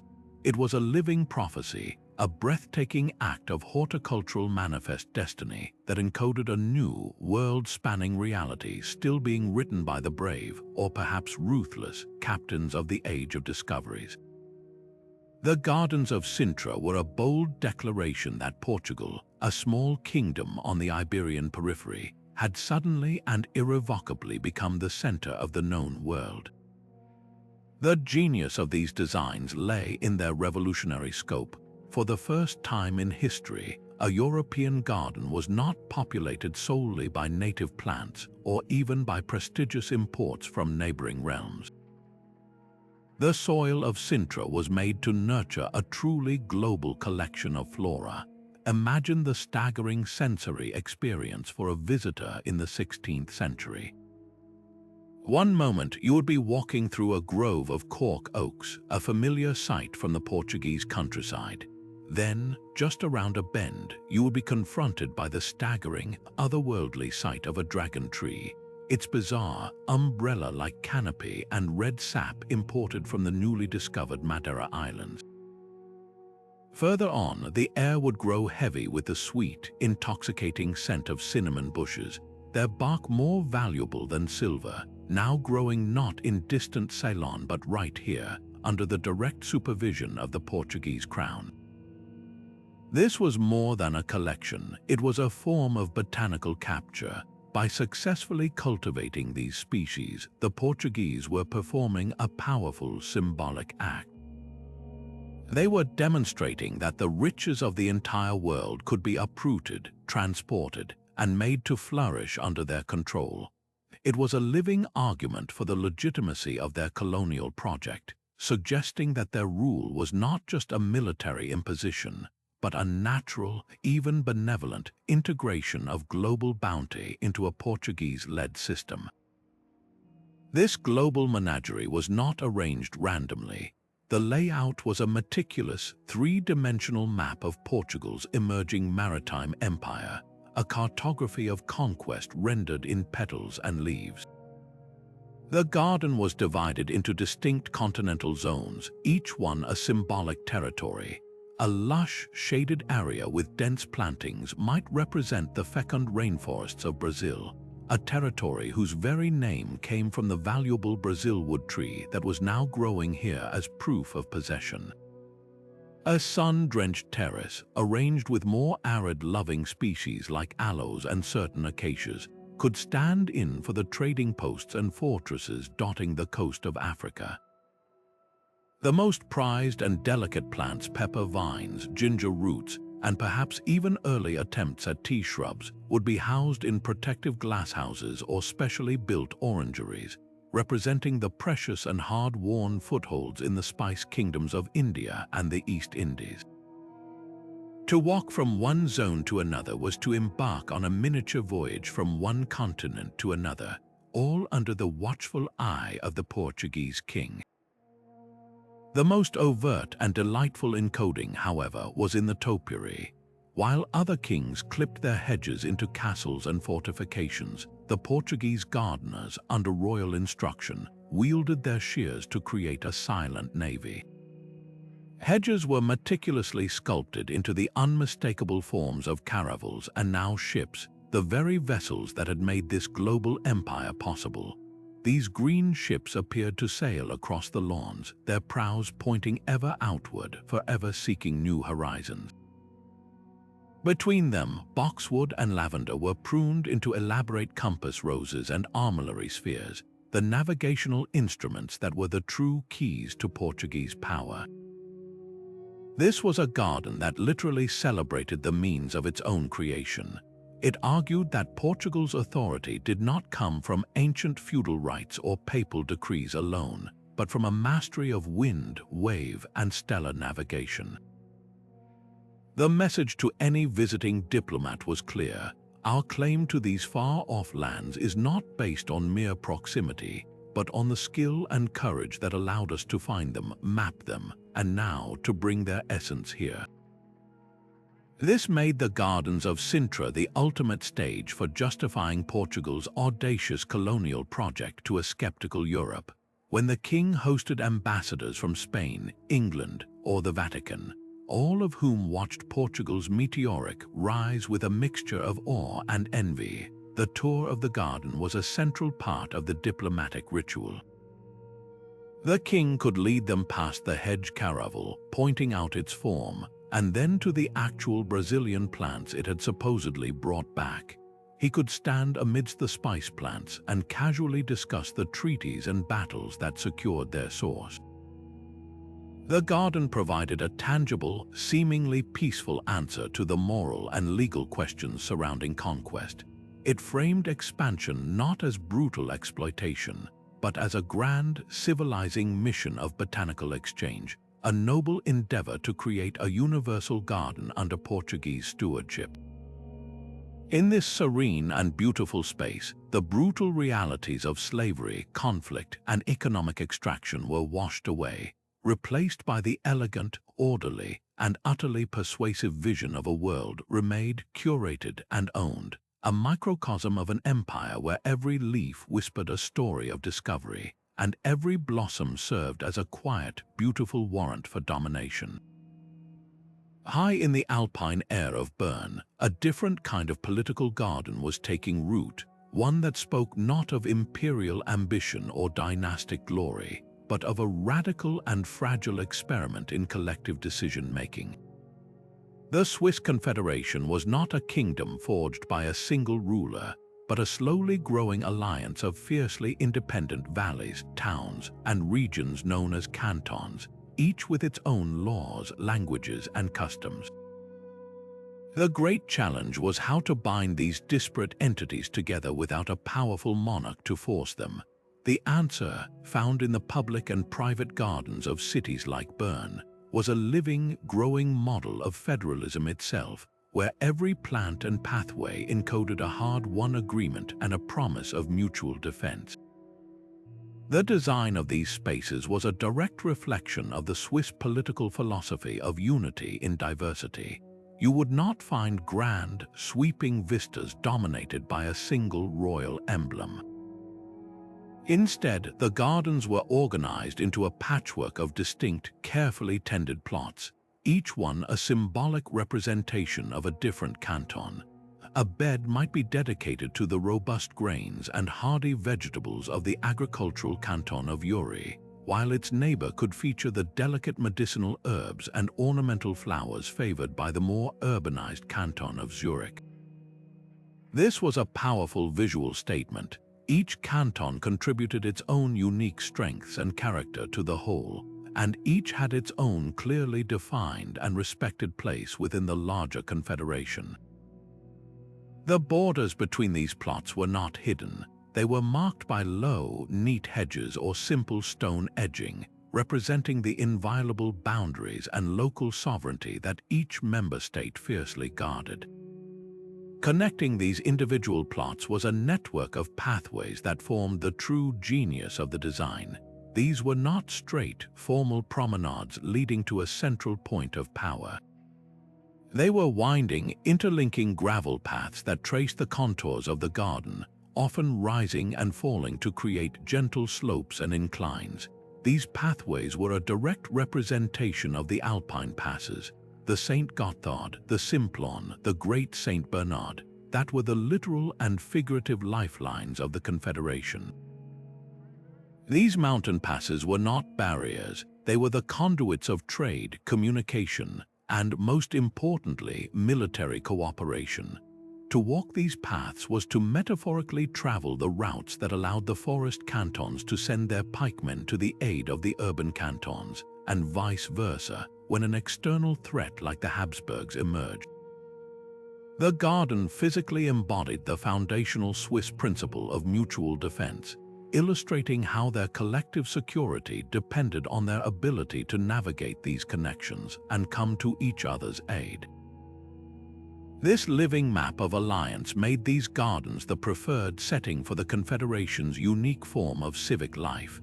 In a political culture where authority was derived from the consent of the people, or at least the male citizens, rather than from a divine right monarch, public space became the equivalent of a royal audience chamber. The gardens in Bern and other federal cities were the venues for popular assemblies, seasonal markets, and communal festivals. During these gatherings, citizens from different cantons would literally walk through this representation of their collective identity. A farmer from Schwyz could stand by the plot representing his home and point out its features to a merchant from Lucerne, fostering a sense of shared understanding and common cause. The garden facilitated the personal connections and shared experiences that were the glue holding the political alliance together, transforming abstract notions of federal treaties into a tangible, sensory reality that could be seen, discussed, and walked through. Ultimately, these Swiss gardens encoded the most revolutionary political idea of all, that a nation could be a negotiated landscape. There was no divinely ordained ruler, there was only a series of carefully crafted agreements or Bundesbrief between equal partners. The garden was the physical manifestation of this contract. Its beauty and order were not imposed from above but cultivated through consensus and careful maintenance, just like the Confederation itself. It argued that strength was not derived from uniformity and central control, but from the harmonious arrangement of diverse and resilient parts, each rooted in its own soil but interconnected by mutual interest and shared pathways.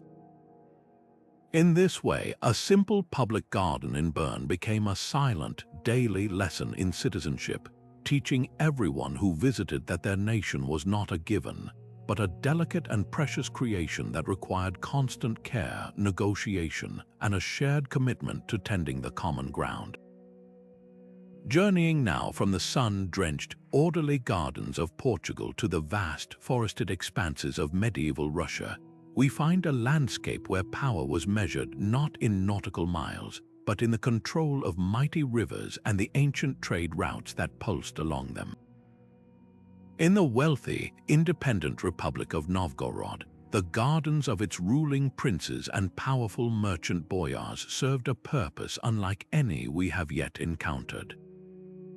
They were not displays of royal lineage or defensive posturing, but functional, living maps of commerce and orthodoxy, designed to govern a sprawling, resource-rich territory where written maps were rare and the wilderness itself was the ultimate source of wealth and authority. Imagine the scene in the courtyard of a Novgorodian boyar's compound. The air is cool, carrying the scent of damp earth and pine.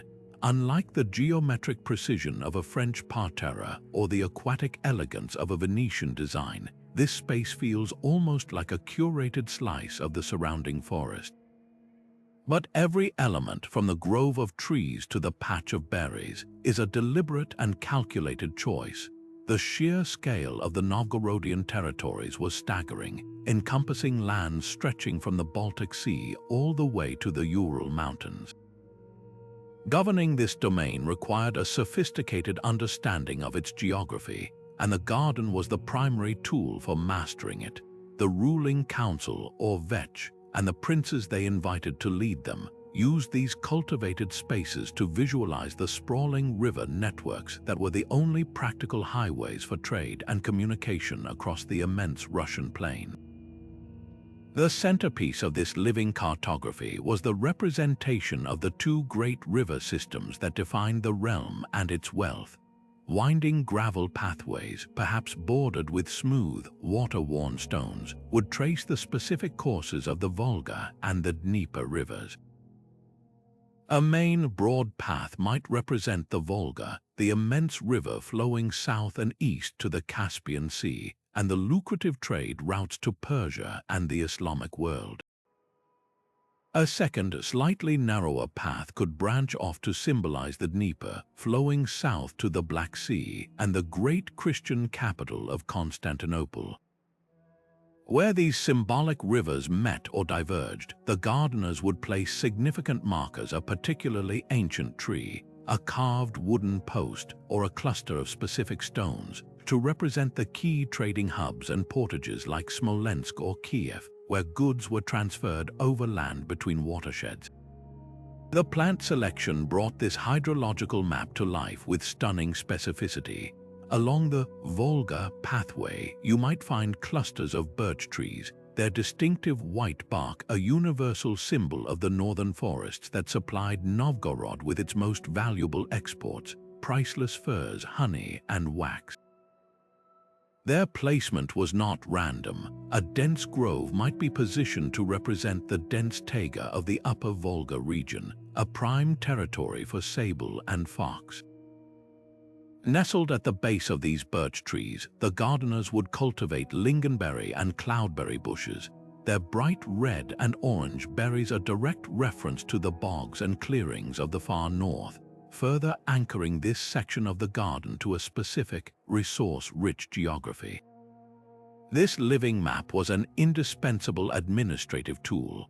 When a merchant caravan arrived from the east bearing spices and silks, or when a boyar returned from collecting tribute in the form of furs from the northern tribes, the prince would not unfold a parchment chart. He would walk with them in the garden. He could lead the merchant along the gravel Volga, explaining the journey their goods had taken, the tolls paid at various points, and the security his authority provided along the entire route. He could show the boyar the specific berry patch representing the territory he had just visited, using the living landscape to discuss yields, tribal loyalties, and the logistics of next season's collection. The garden grounded the abstract, vast concept of the Novgorodian state in a tangible, walkable reality, making the complexities of governing a continental empire comprehensible and manageable. But the political encoding in these gardens ran even deeper into the very heart of Novgorod's identity. Alongside the native birch and berries, the gardeners made space for precious imports, perhaps a carefully tended grapevine from the Crimea or a fig tree, its roots painstakingly protected from the harsh winters. These were not merely exotic luxuries. They were powerful symbols of Novgorod's deep and critical trade relationship with the Byzantine Empire.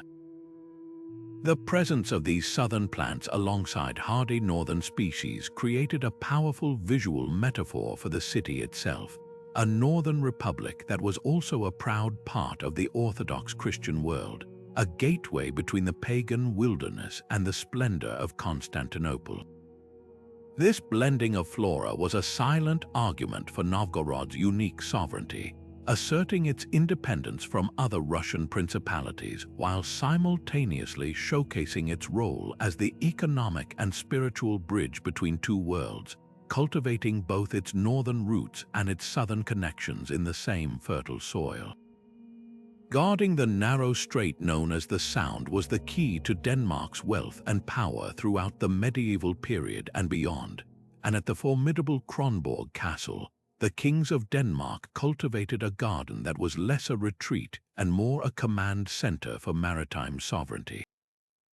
Perched on the very tip of the island of Zealand, Kronborg's strategic position allowed it to control all shipping passing between the Baltic and North Seas, and its gardens were designed as a living declaration of that absolute authority. Here, the very concept of a border was fluid, defined not by fences or walls on land, but by the ability to tax, regulate, and dominate the sea lanes. The Kronborg Gardens masterfully translated this liquid dominion into a fixed landscape, creating a powerful tool for a kingdom whose true territory was the waves themselves. Plant selection was the first and most immediate clue to this unique purpose. This was not a garden of delicate roses or fragrant herbs. It was a rugged, salt-tolerant landscape populated by species that thrived at the boundary between land and sea. Towering, wind-sculpted sea holly, with its striking blue-gray hue and spiky demeanor, was massed along the garden's edges, its very appearance echoing the defensive fortifications of the castle and the hardy, resilient nature of a seafaring people.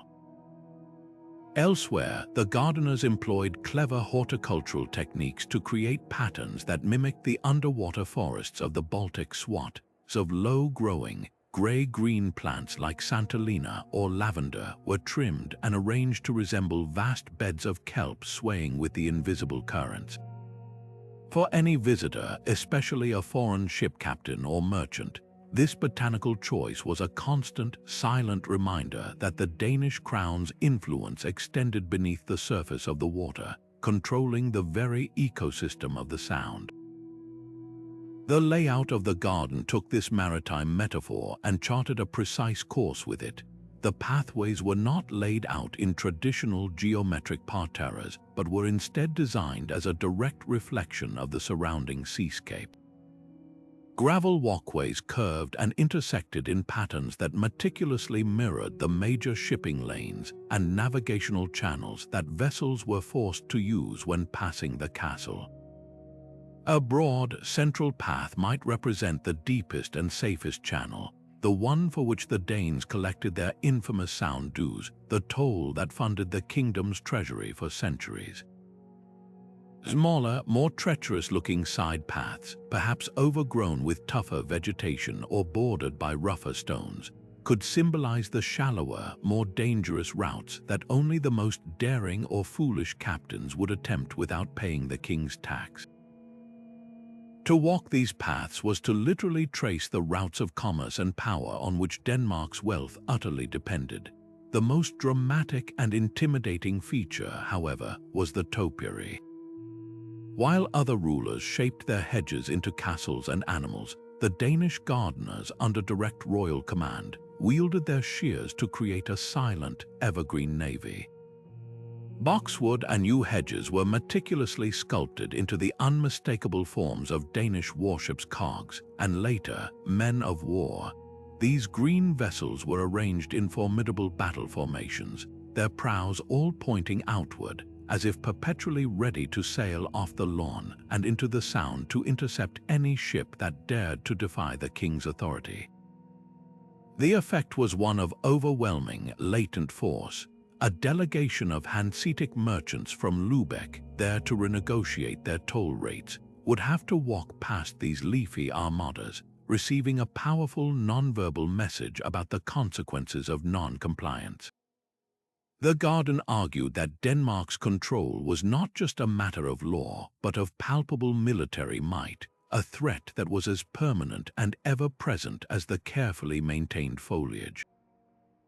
This combination of elements made the Kronborg Gardens the ultimate setting for the high-stakes financial diplomacy that was central to Danish rule. When the king met with the representatives of powerful trading leagues or foreign monarchs to debate the sound dues, these discussions were not confined to a stuffy chamber. They would walk through this living map. The king could guide them along the pathway representing the main shipping channel, explaining why its maintenance required such a tariff.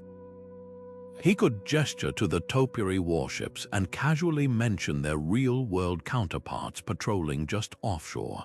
He could point to the sea holly and the kelp patterns, grounding his argument in the very nature of the place, suggesting that his right to tax was as natural and inevitable as the tides themselves. It was a breathtaking exercise in psychological persuasion, transforming a complex and often resented economic policy into a simple, tangible fact of the landscape.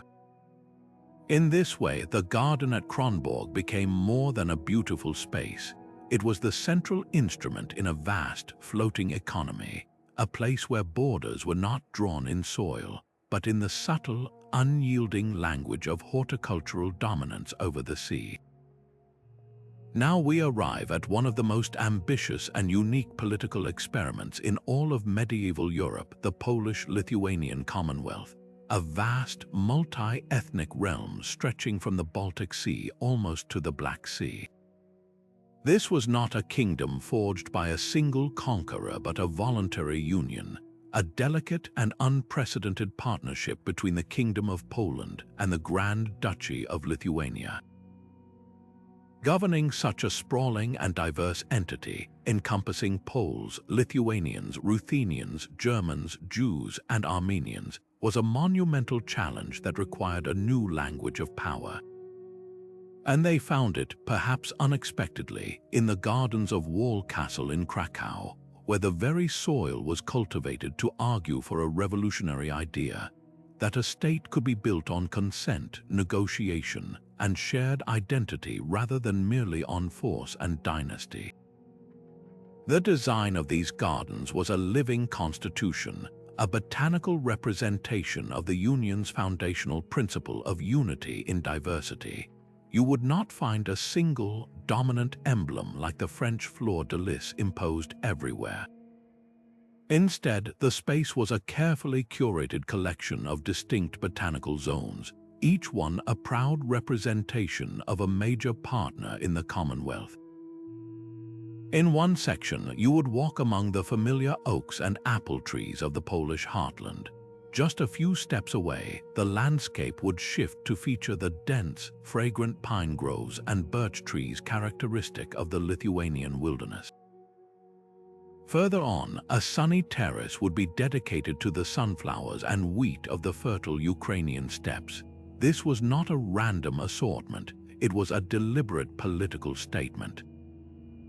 The garden visually declared that the Commonwealth was a partnership of equals, a composite state where each nation retained its own identity and character while contributing to a larger, more powerful whole.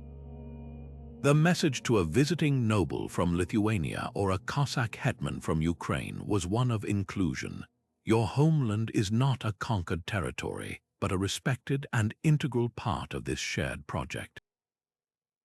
The genius of the design, however, lay in how these separate zones were woven together.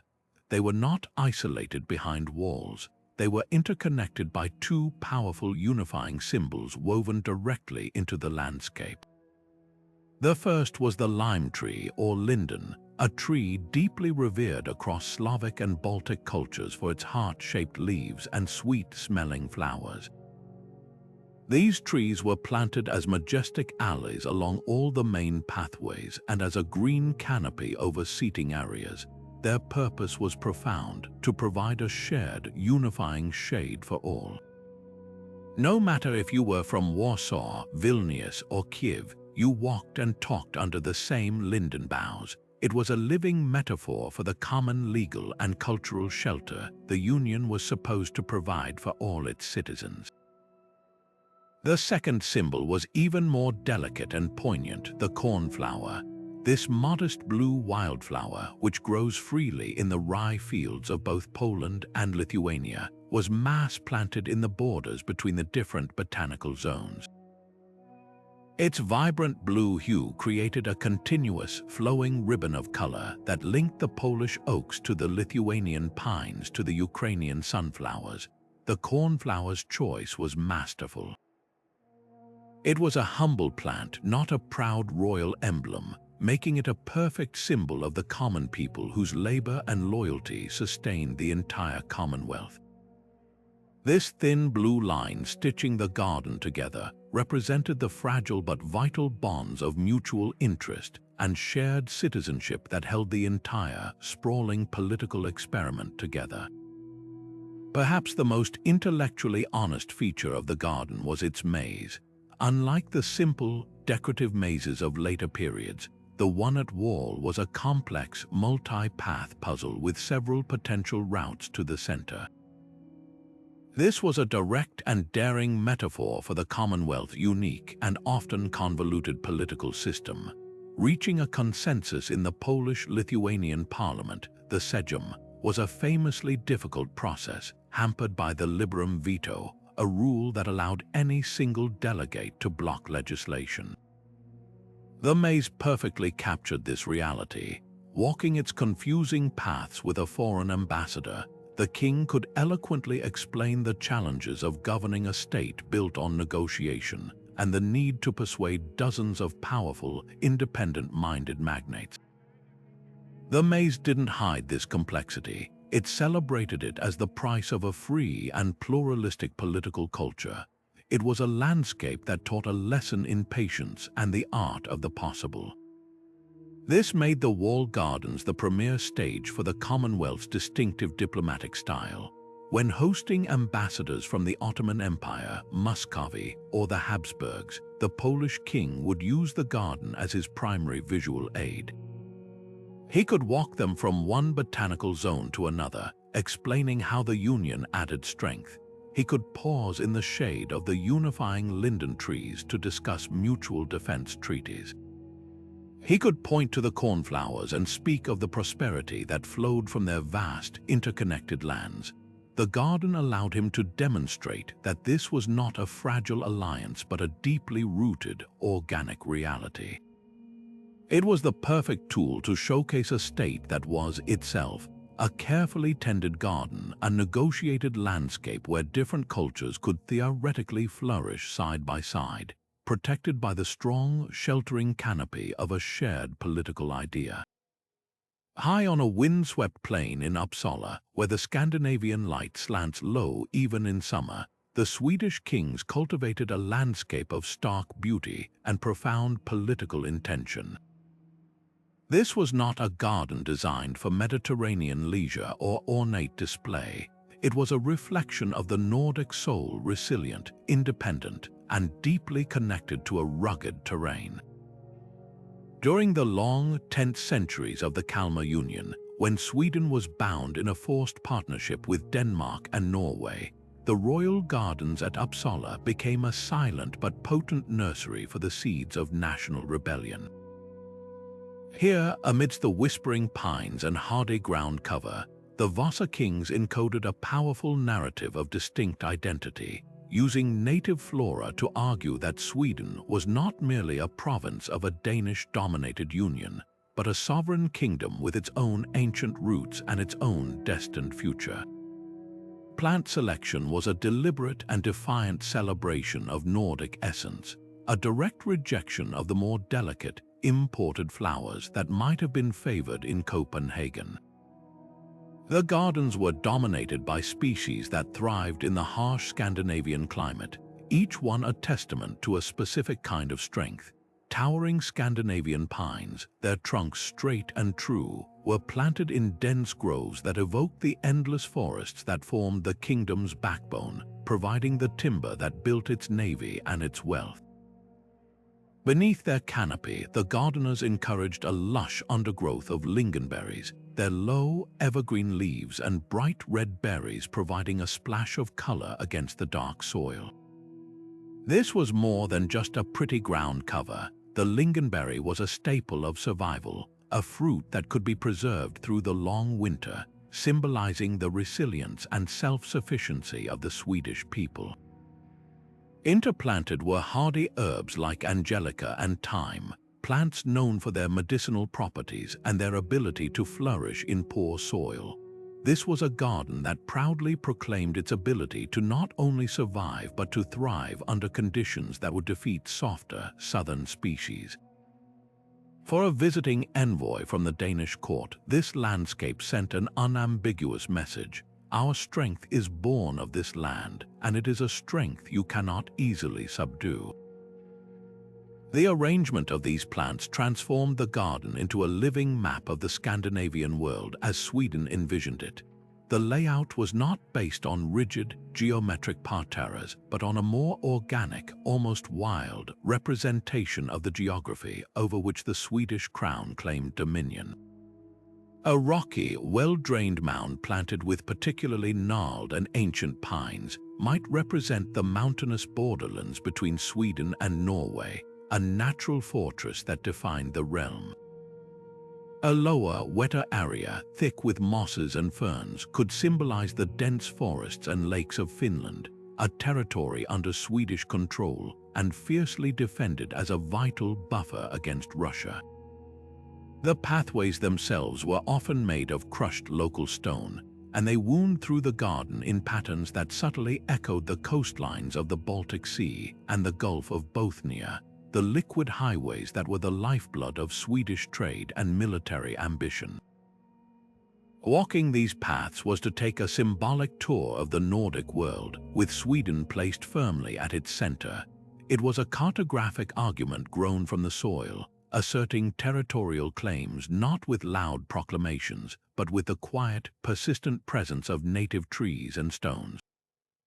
This living map was then overlaid with a deeper layer of cultural coding, one that reached back to a mythic past to legitimize a modern political project. The gardeners incorporated patterns and shapes that directly referenced ancient runestones and the enigmatic stone circles left by their Viking ancestors. Circular planting beds edged with white stones might mirror the outlines of a Bronze Age burial mound. The arrangement of certain trees could form patterns reminiscent of the Norse compass or vegvisir, a symbol of guidance and finding one's way. This deliberate invocation of pre-Christian heritage was a masterstroke of political symbolism. It allowed the Swedish kings to ground their claims of independence in a history that predated the Kalmar Union, indeed, that predated Christianity itself. They were arguing that their sovereignty was not a new demand, but an ancient right, as enduring and immutable as the runes carved in stone. This connection to a heroic Viking past served to inspire a sense of national pride and unity, framing the struggle against Danish rule not as a mere political squabble, but as a cultural and almost sacred duty to reclaim a glorious destiny. This powerful combination of natural symbolism and ancient illusion made the Uppsala Gardens an essential stage for the theater of diplomacy. When King Gustav Vasa received ambassadors, particularly from the great powers of Europe whose recognition he desperately needed, he would host them in this potent space. He could walk a German envoy through the pine groves, pointing out the quality of the timber, and seamlessly transition into a discussion of trade agreements for naval supplies. He could pause by the lingonberry patches and speak of the nation's ability to sustain itself, making a case for its economic viability, and he could stand before a runestone-inspired planting and weave a narrative of ancient kings and timeless boundaries, persuading his guest that Sweden was not an upstart rebellion but the resurrection of an ancient and legitimate kingdom. The garden provided him with a multifaceted tool, allowing him to demonstrate Sweden's material resources, its strategic geography, and its powerful cultural identity, all in a single, compelling walk. It was here, amidst the pines and berries of Uppsala, that the idea of a modern, independent Swedish state was carefully tended, cultivated, and presented to the world as a natural and inevitable force, rooted in the deepest bedrock of Scandinavian history. While the kings and emperors we've discussed used gardens to map their vast territories, A different kind of political revolution was being cultivated not in royal courtyards, but in the bustling, prosperous cities of medieval Flanders.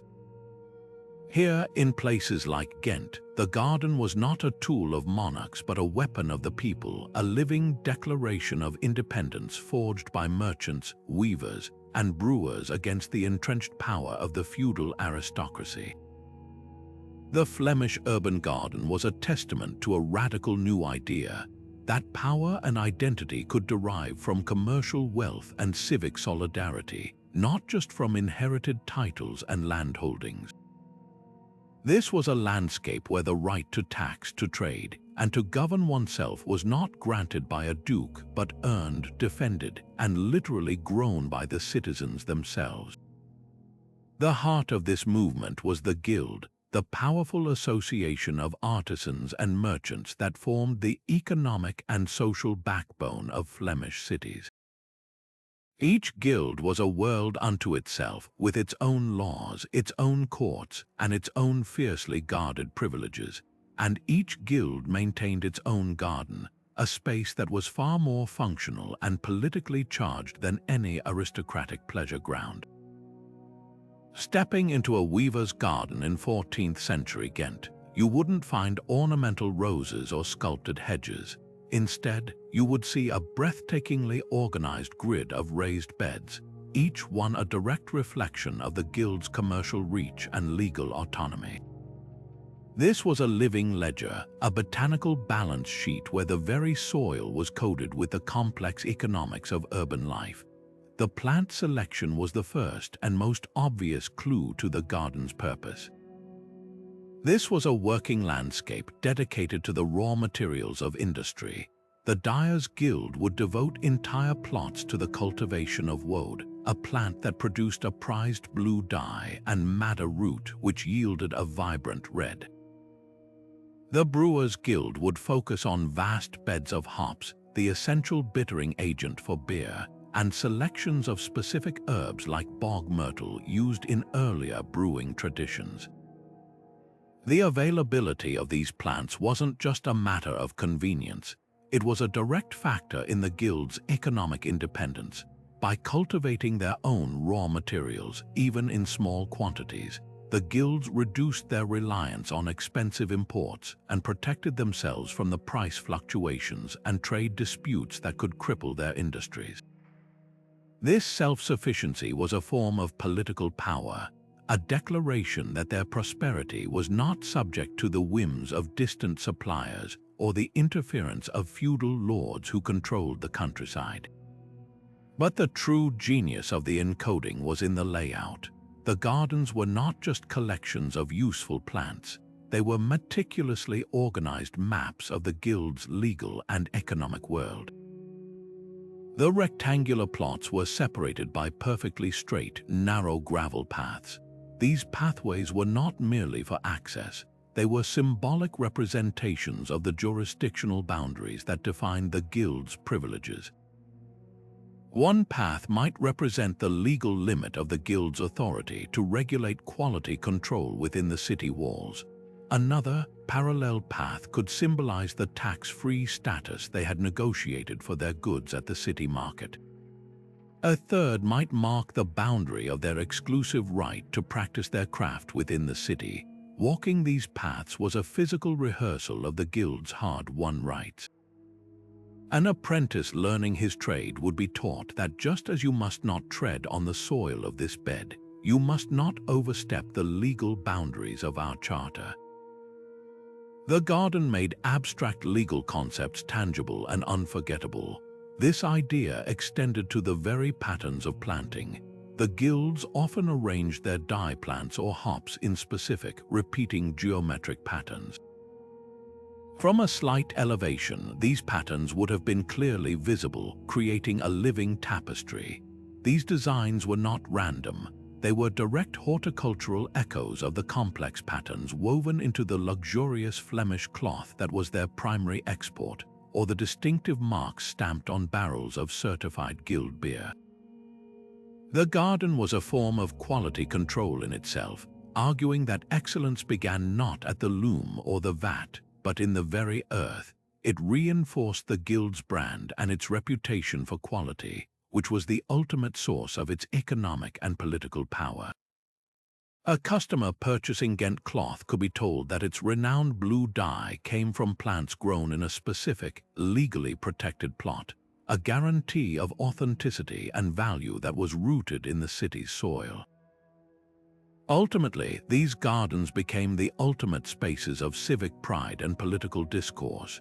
They were not hidden away but were often adjacent to the Guildhall itself, a green annex to the seat of power. After a contentious meeting debating a new tax proposed by the Count of Flanders, the guild masters would walk outside into this living manifestation of their rights. They could literally walk the path that represented their tax exemption, reinforcing their resolve to defend it. For the ordinary citizens of Ghent, seeing these thriving, orderly gardens was a constant reminder of the source of the city's wealth and freedom.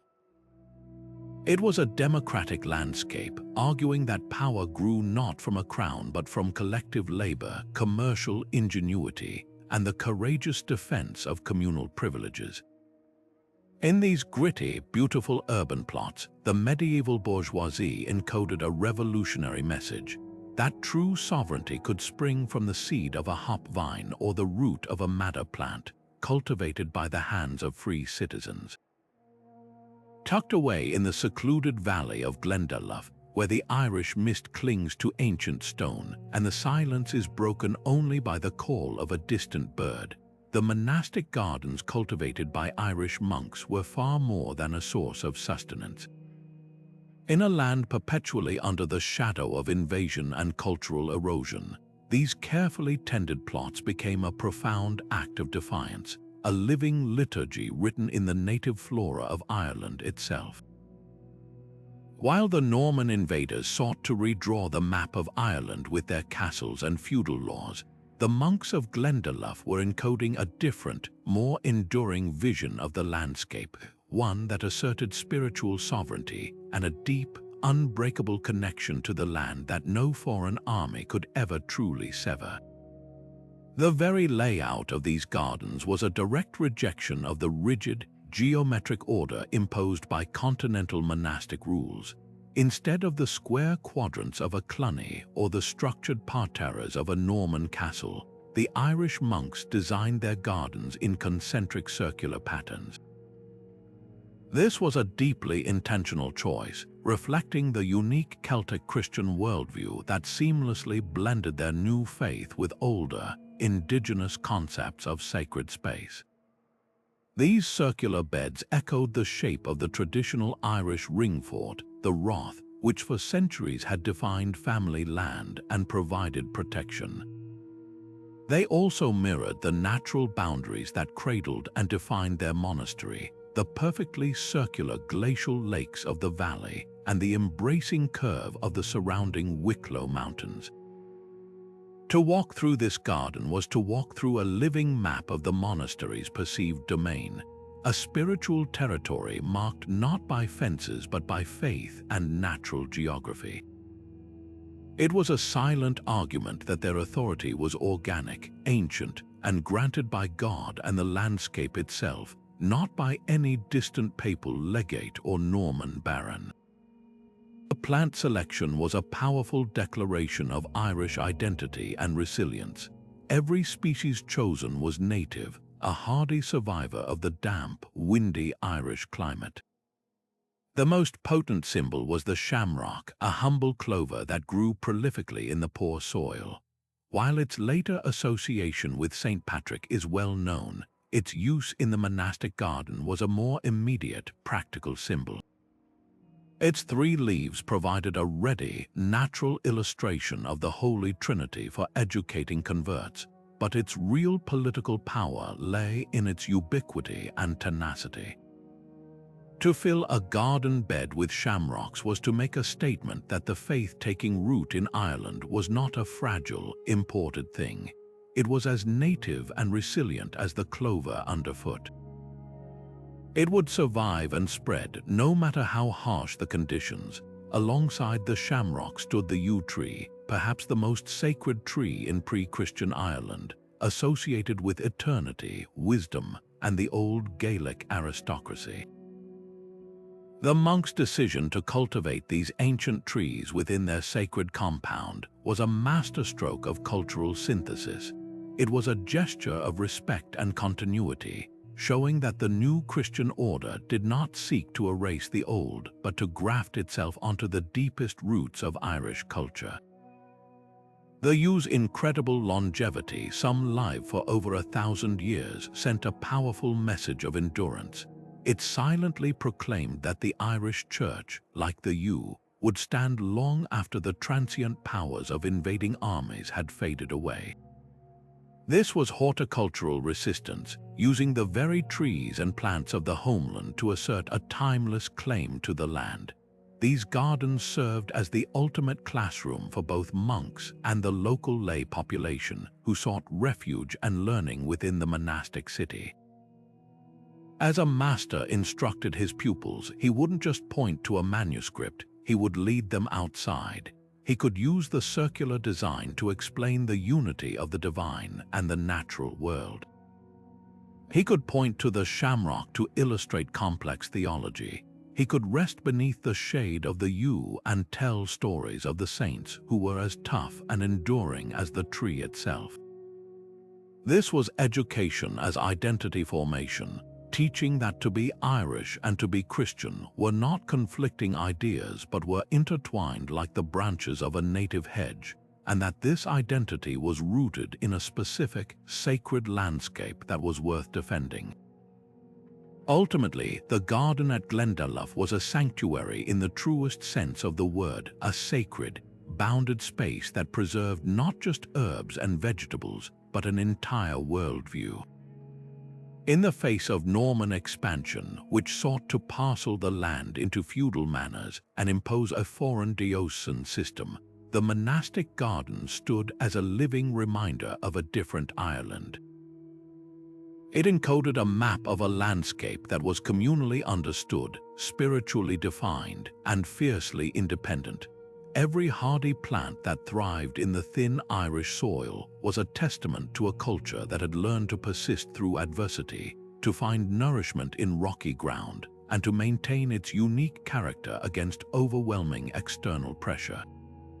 Long after the monastery itself fell into ruin, the descendants of those yew trees and the persistent shamrock continued to grow, a quiet, living monument to a time when a garden was the most powerful map a people could possess.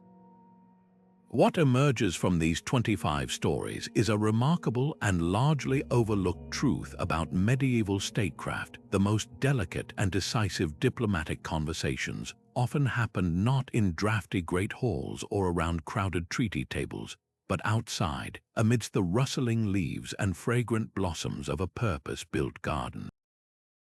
These landscapes were far more than just backdrops for negotiation.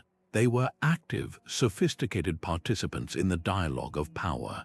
Imagine a king of England and an ambassador from France, locked in a tense dispute over the fertile fields of Aquitaine. In a council chamber, their talks would be a clash of documents and demands, a battle of words where neither side could afford to back down.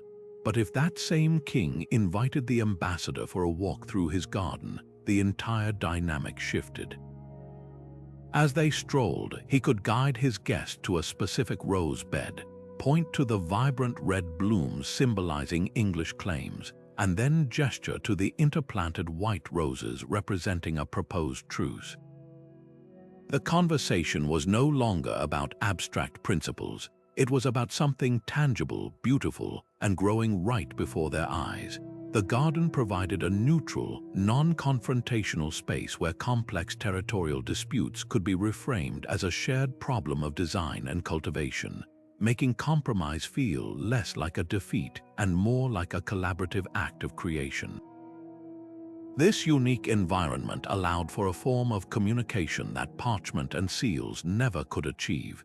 In an era of linguistic diversity and limited literacy, the universal language of nature became the perfect diplomatic tool. A carefully chosen plant could convey a volume of meaning without a single word being spoken that might be mistranslated or misconstrued.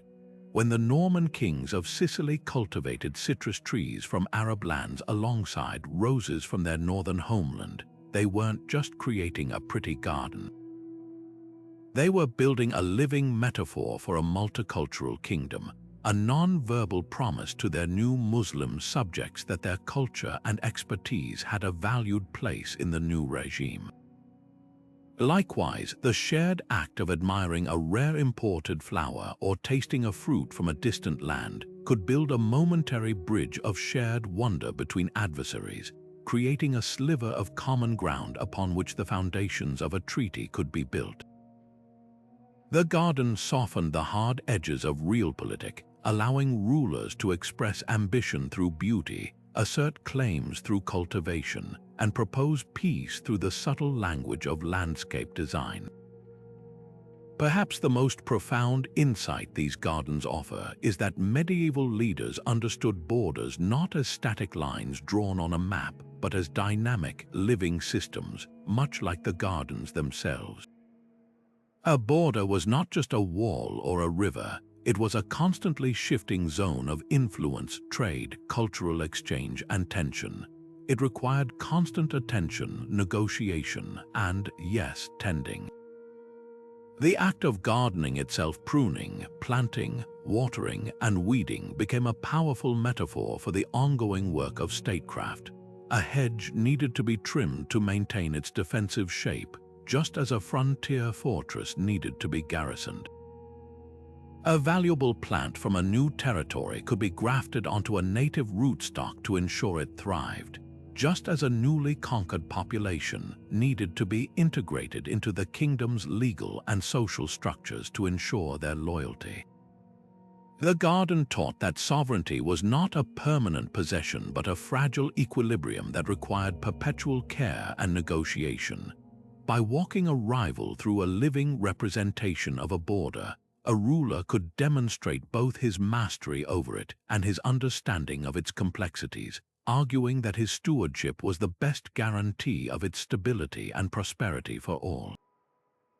In the end, these lost gardens show us that the medieval mind had a deeply organic and nuanced view of power, one where politics was not separate from nature, but an extension of it, a relentless, beautiful, and often thorny process of growth, negotiation, and cultivation.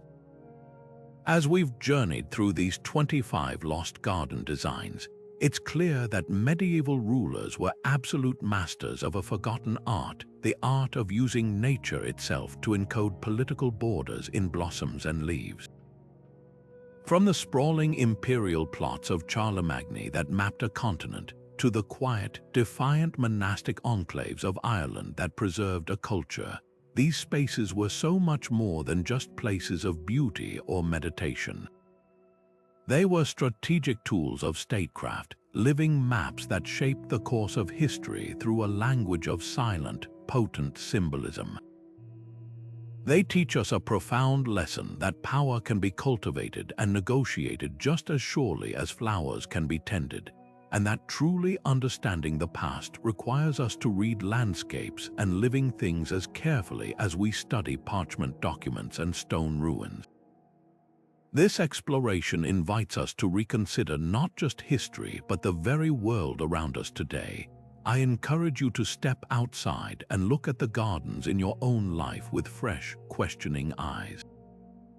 That neighborhood park with its strangely winding pathways, the old estate garden with its distinct sections of plants, or even the intentional landscaping around a government building, could they perhaps be holding onto the faint, lingering secrets of old borders and forgotten claims?